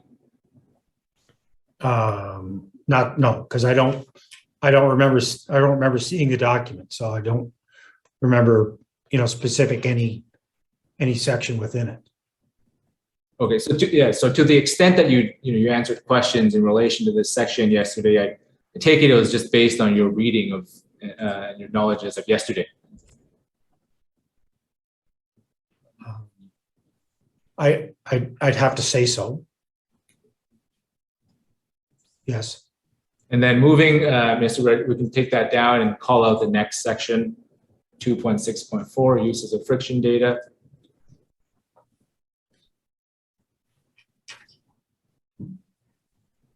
Again, you were asked questions by Mr. Lewis about the information in this section. And again, there are no notations from Mr. Hine. Is this a section you have an independent recollection of reviewing back in July 1999?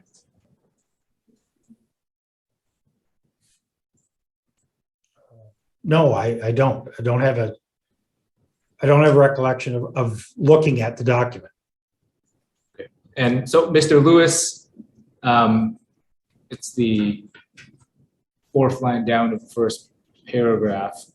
Mr. Lewis asked you whether friction test data may be used in the pavement management system to rank safety-related rehabilitation treatments, and you had answered that it is something that could have been used. Was your answer based on the knowledge that you had back in July 1999, or was it based on your read and knowledge as of yesterday?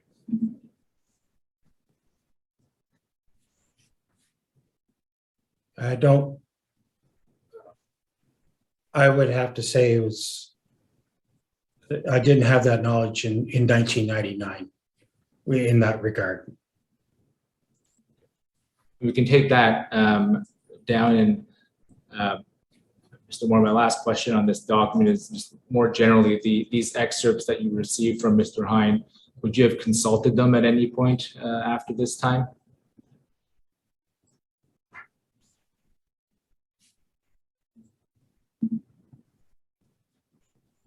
Would I have, or did I? Do you have a recollection of doing so? No, I don't. Thank you.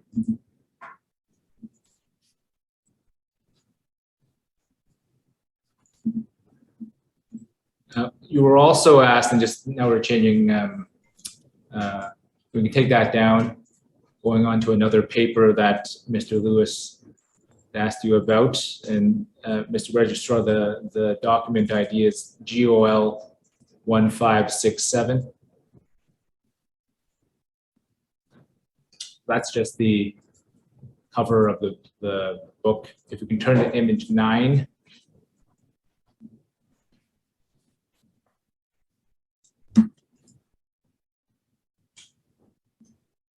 So Mr. Moore, Mr. Lewis had asked, referring to table 5 at the bottom right corner there.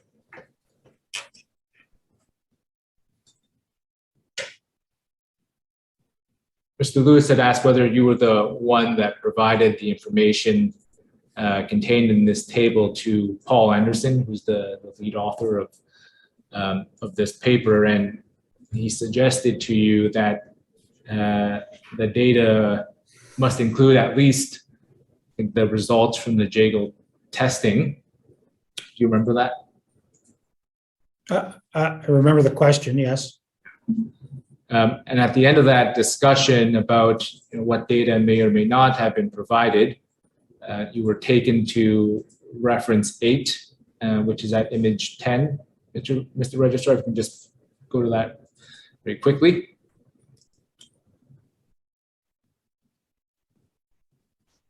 So reference 8, which was I'll call it the footnote in that table, appears to be where the data in that was drawn from. And you were asked whether you knew the author, and your answer was you did not. Do you recall that? I do. Just to close the loop on that, do you recall providing this report to Mr. Anderson? No, I do not. I don't recall even the existence of this report, but.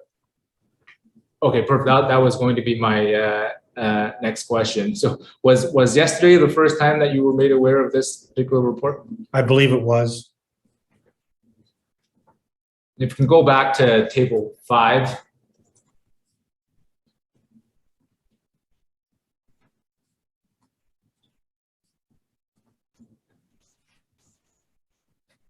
So just to clarify the role that you had, Mr. Moore, do you have an independent recollection of providing any historical data to Mr. Anderson for table 5?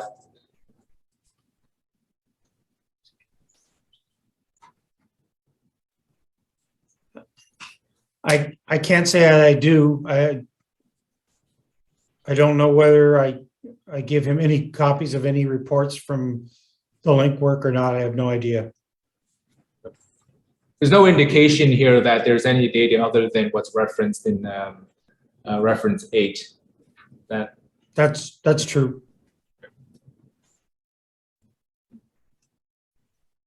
And do you have any, are you able to say with any certainty whether table 5 incorporates the results from the JAGL testing?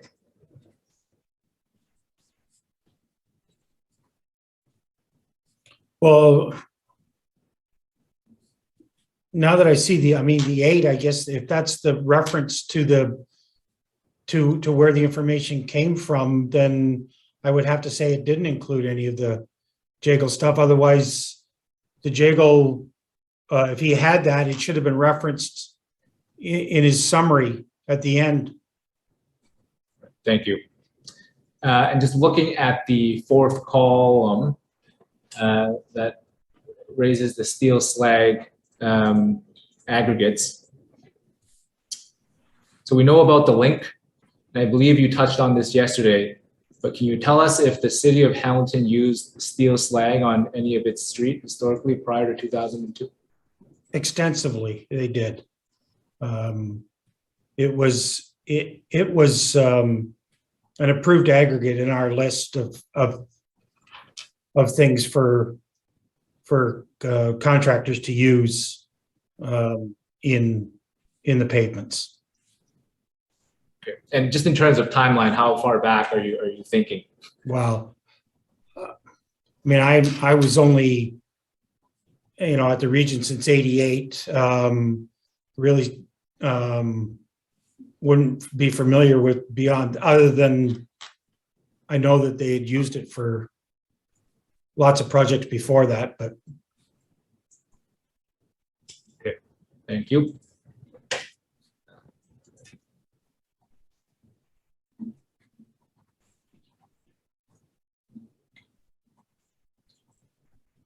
And I just want to confirm, we can take this down, Mr. Registrar. Just moving on to a next point, which is largely clarification, Mr. Moore.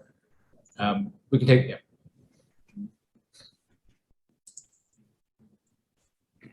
There's been discussion about this, your understanding of the structure of the perpetual pavement used on the Red Hill, and Ms. Roberts may have clarified this with you through her questions. If you can pull up HAM 50815.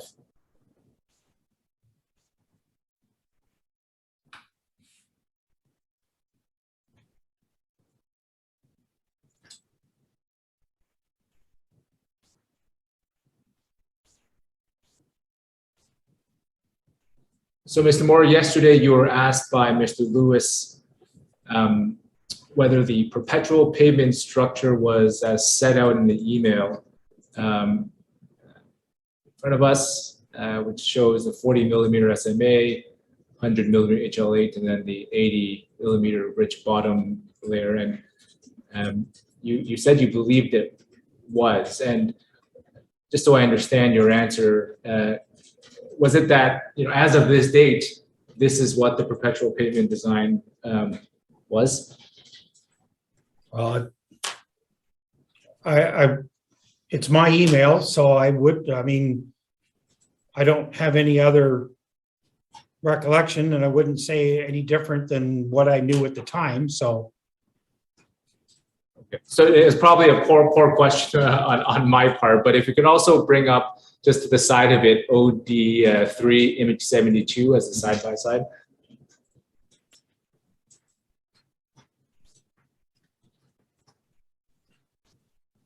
And you'll see photograph 2 just on the right side there with the caption, the asphalt paving structure on the main line of the Red Hill Valley Parkway.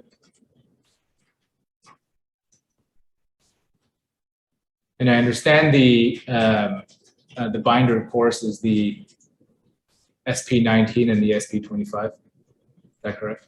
Right. And that's a total of 120 millimeters? It appears so, yes. Okay, and so is that your understanding of what the final perpetual pavement structure was? It appears to be. I couldn't tell you when it was changed or, modified to increase those depths, but. Yeah, no, I mean, I wasn't seeking those details. I just wanted to make sure that what your evidence was in terms of, the design as of the date of the email that you sent, and what it ultimately was. So we can take both of those down.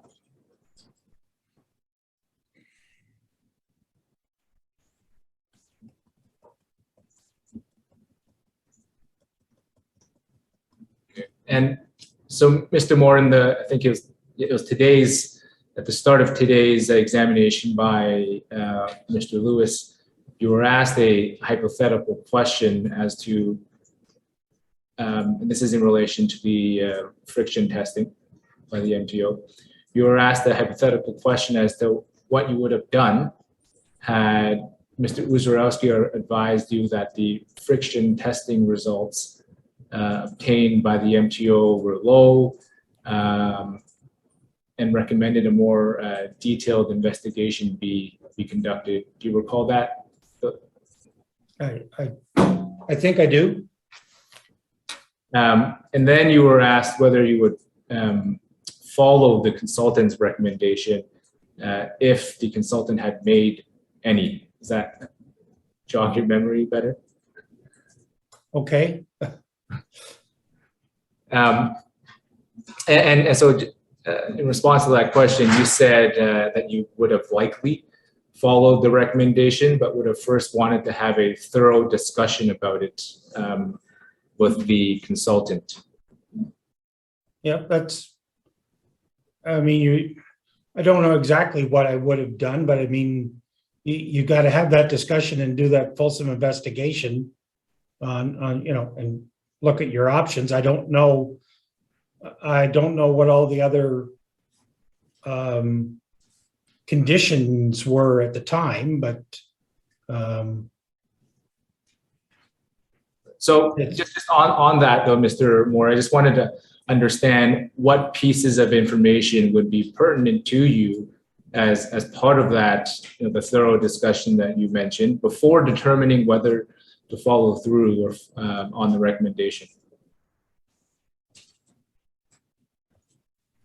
well, it really depends on what the recommendation was. I mean, was it going to have an implication on cost? Was it going to have an implication on opening the roadway? Was it a pretty straightforward, maybe additional monitoring, or was there some sort of a remedial action that needed to be replaced? All those types of things had to be always have to be taken into consideration. And so would an understanding of why the friction testing results were considered to be low, you know, be part of that discussion? Well, I mean, yeah, someone would have to explain to me why I needed to do what you're recommending me to do. Okay, so that information would be relevant to your consideration, of course, as to whether to follow the advice or recommendation. That's obvious to you. Yeah. What's the basis of your recommendation? I mean, is it hard science? Is it a number? Is it I have a feeling. I mean, hopefully, those types of things are all things when you're getting these recommendations. Okay, thank you for that. And I promise this is the last paper I'm going to take you to. It's GOL 7417.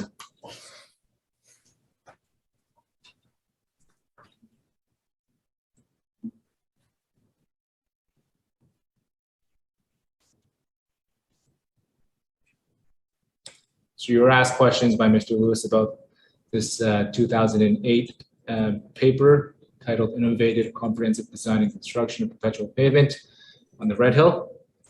And I want to clarify your involvement with this paper, and I appreciate you're an author, but I understand that Mr. Uzorowski led the charge on this paper? That's correct. And in terms of your role, I understand from your evidence that you took just a review and edit role, is that correct? Primarily, yes. And you don't recall if you would have reviewed the entire paper or not?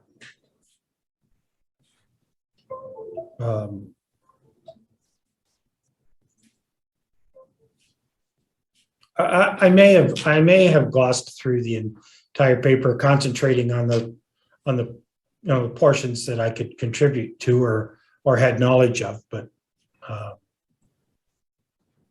mean, I don't even remember, whether there's a bunch of, I wouldn't typically get into tables and those types of things that, we're setting out certain things, although this is, I think, more on the design and the construction, but. Well, Mr. Lewis showed you today a minor grammar change, and I think it was the inclusion of an A in a sentence, and put to you from that inclusion that you must have looked at the paper pretty carefully. And just looking at the real-time transcript again on break, I don't believe there was a response or it was cut off. And just to be fair to you, what is your response to the suggestion that you would have looked at the paper pretty carefully? In terms of grammar, and was it clear and concise? Conclusions or recommendation, technical of technical nature, then I wouldn't tend to have knowledge of or therefore review. So it was more of a grammatical and spelling to give that type of input to it. That it's reading it for that is not the same as the in-depth making comments on the findings or those types of things. Great, thank you. If I can just have 1 minute to confer with my colleague.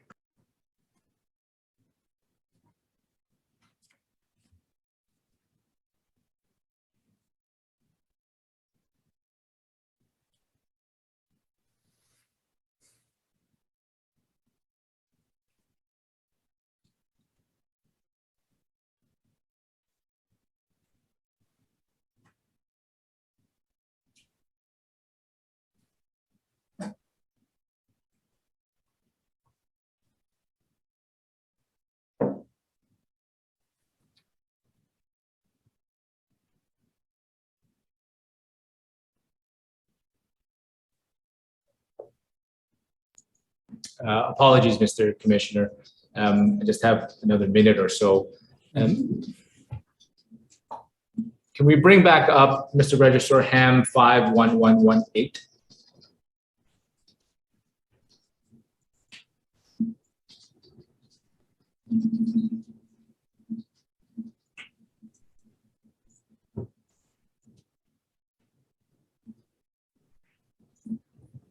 Just as Mr. Registrar is bringing, this is the funding agreement.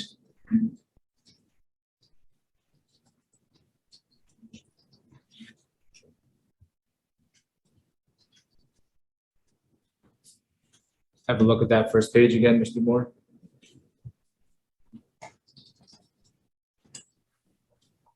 This is 1998. Okay, so this is the first agreement. Right. And so can we scroll just to the signing page of this, which would be image 4. And you see that document is signed by both parties, Mr. Moore? Yes, we see that.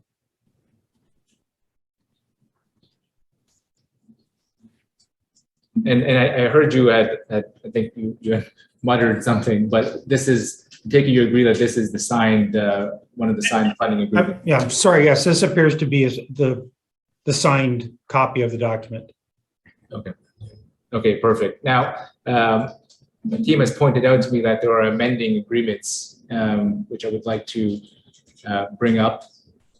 The first is HAM 7237.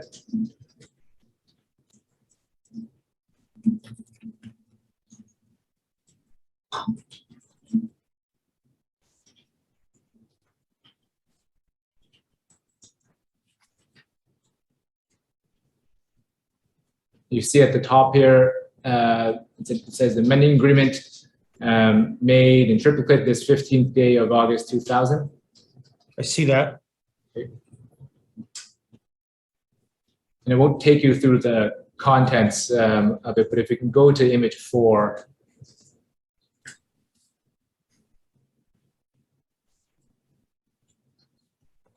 Again, see that it's signed by the parties.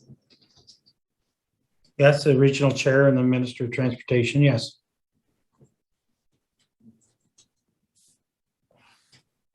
And I haven't asked you this, but have you seen this document before? You recognize this document? I don't recognize it, no. You're aware there was an amending agreement? Well, I believe this is the one that transferred the cost of the 403 interchange to the city, so, or the region at the time. Okay, thank you. If we can make this the next exhibit.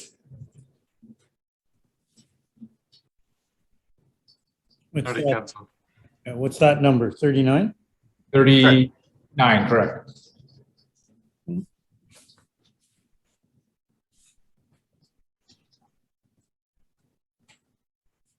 And then there was another amending agreement. Mr. Registrar, if you're ready, is HAM 7235.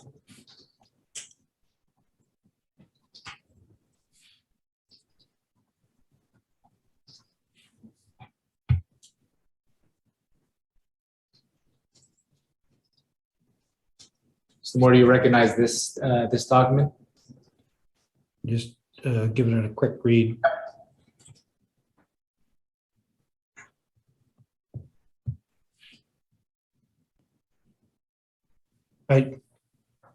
I don't recognize it, but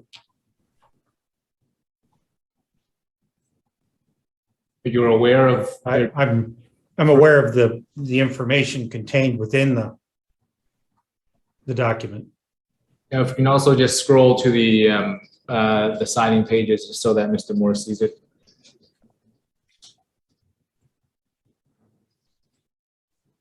And I apologize for not being helpful, Mr. Registrar, with the image number, but you see that it's signed there, Mr. Moore?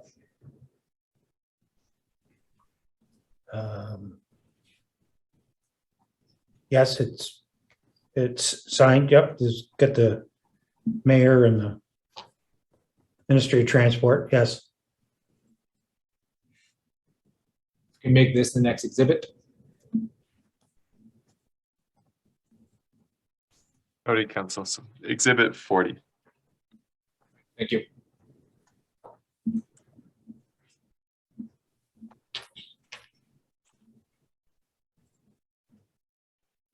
And with that, those are my questions for Mr. Moore. Thank you.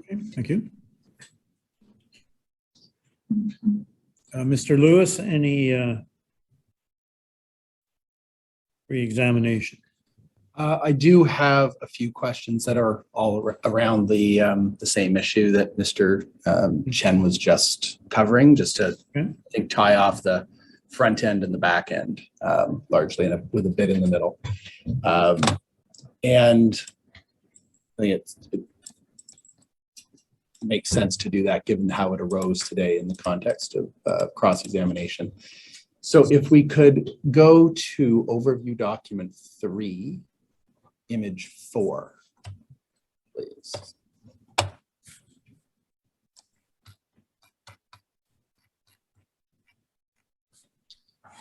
And this reference here is to an update provided to Mayor and City Council from Mr. Murray on September 2nd, 2002. And it just sets out a summary. Are you familiar with this document? You recall this? I don't know. I don't know that I'm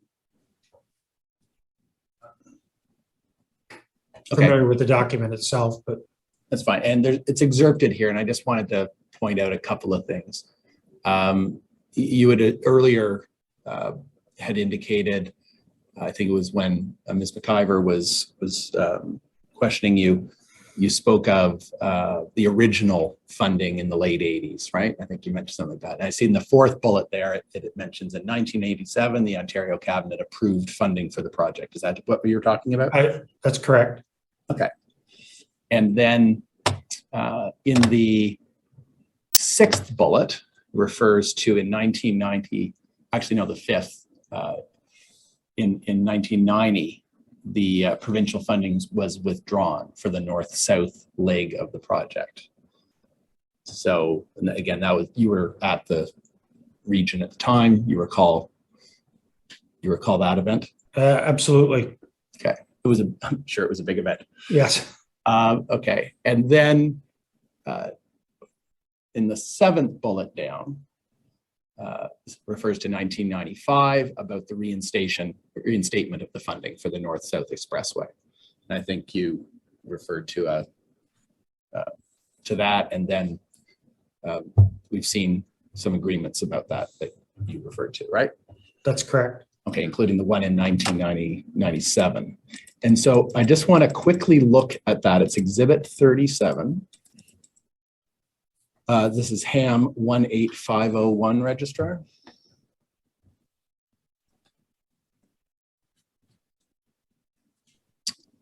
It's the October 27th, 1997 agreement between the region and the province. And on the second image, image 2, under administration is part of what Mr. Chen took you to. And there's 3 paragraphs under administration there. And in the second bullet, it refers, and you spoke about this, about the region submitting contract documents, plans, general specifications, et cetera, cost estimates, et cetera, and so forth. And then it says for information and file purposes.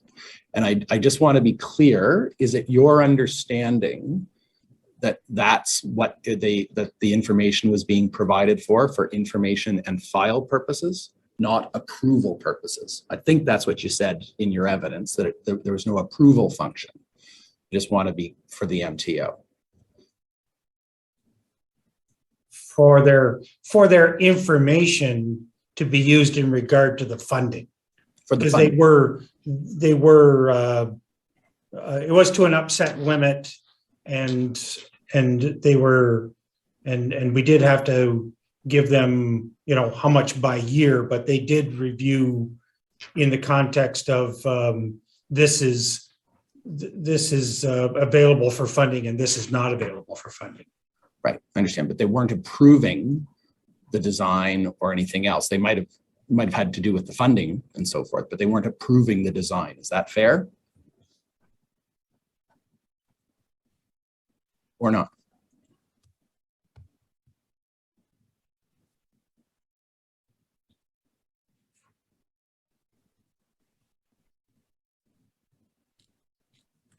I mean, when you're saying the design, I mean, it's everything from the roadway alignment through to the landscaping. So, I mean, you know, for a funding purposes, this is what we're going to build. Are you going to pay for it?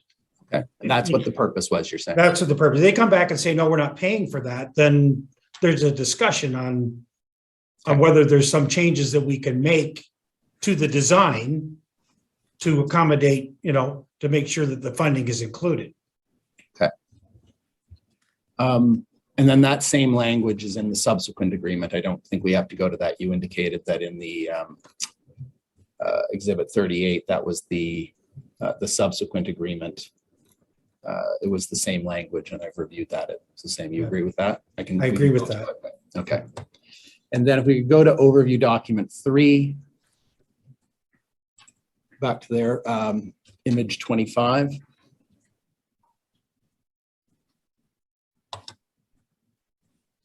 See in paragraph 49, indicates on March 31st, 2005, the MTO paid the remaining $50.62 million of its $106.75 million RHVP funding commitment to the city. Do you see that? Does that accord with your recollection? Yeah. I don't know that I recalled that point. Okay, you don't disagree with it though? You don't? Well, I got no reason to disagree with it. All right. And now just on the timing, because you were asked some questions about Golder's involvement in relation to the funding. And I just want to be clear about that. We discussed that you hired for the city Golder in January 2005 to do the feasibility study for the pavement structure, right? Yes. You met with Dr. Uzorowski on January 11th, 2005, and then as the year progressed, he worked on the feasibility study, right?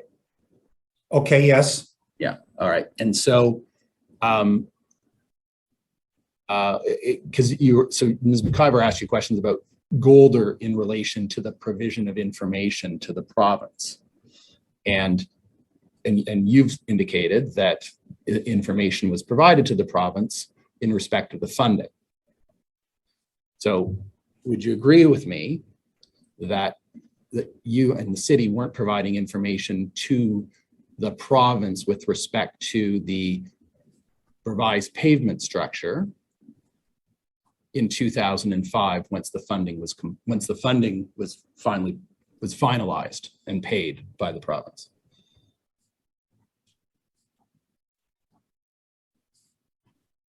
I can't say either way. Okay. All right.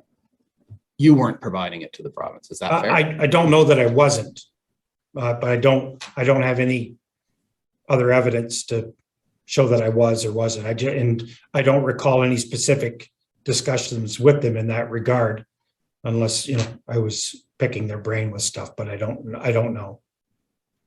Sorry, picking whose brain? MTOs. Okay.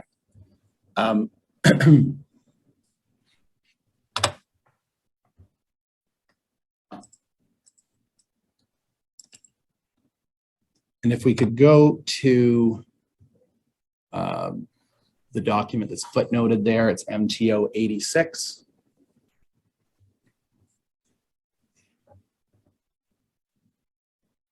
And this is a Ministry of Transportation information note of some nature. The date of it is July 21st, 2005. And it gives sort of a description and summary of the ministry's role in supporting the Red Hill Creek Expressway and in constructing the new interchange to connect with the QEW. And it gives an update as to where things are at. Included under a suggested response in answer to the question about what the ministry's role is. The Red Hill Creek Expressway is a City of Hamilton project. Hamilton is responsible for undertaking the environmental assessment, design, and construction of the expressway. So do you agree with that? I appreciate everything else that you said about what was submitted to the province, but do you agree with that was Hamilton's responsibility?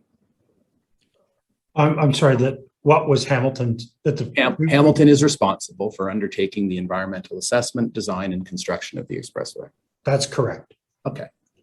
And then that the government, means Ontario, has supported the new expressway with substantial financial contribution of 106.75 million. That's right? That's correct. Okay. And then it goes on to talk about the interchange, and the QEW widening. And then in the facts at the bottom there, that box there, you'll see there's a reference to some of the things that we've just talked about. And then in the bullet, second from the bottom, the reference to the MTO paying the remaining $50.62 million of its funding commitment on March 31st, 2005. See that? I see that. Okay. And again, you don't disagree that that was the ending of the funding by the province? Financially, yes. Well, yeah, I don't know whether there was any claims beyond that for additional works. There's something in my mind that there was, but I think that had to do with us doing landscaping work in the QEW and other remedial works. Okay, we're talking about on their behalf. The Red Hill. We're talking about the Red Hill main line here. Yes. And so forth. Well, for the Red Hill main line, yes. Okay. Thank you. And then at the top of that, the second page, the next image,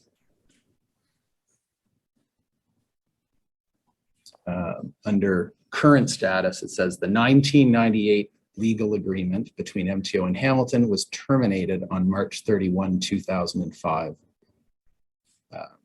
However, MTO entered into another agreement indicating that MTO would design and construct the QEW RHCE interchange and associated QEW works at no cost to the city. Current estimate is 110 million.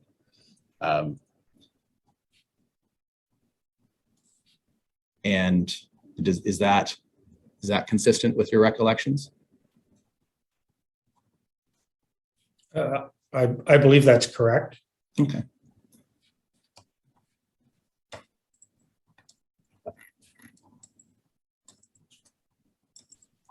Okay, thanks. I don't have any other questions. Thank you. Okay.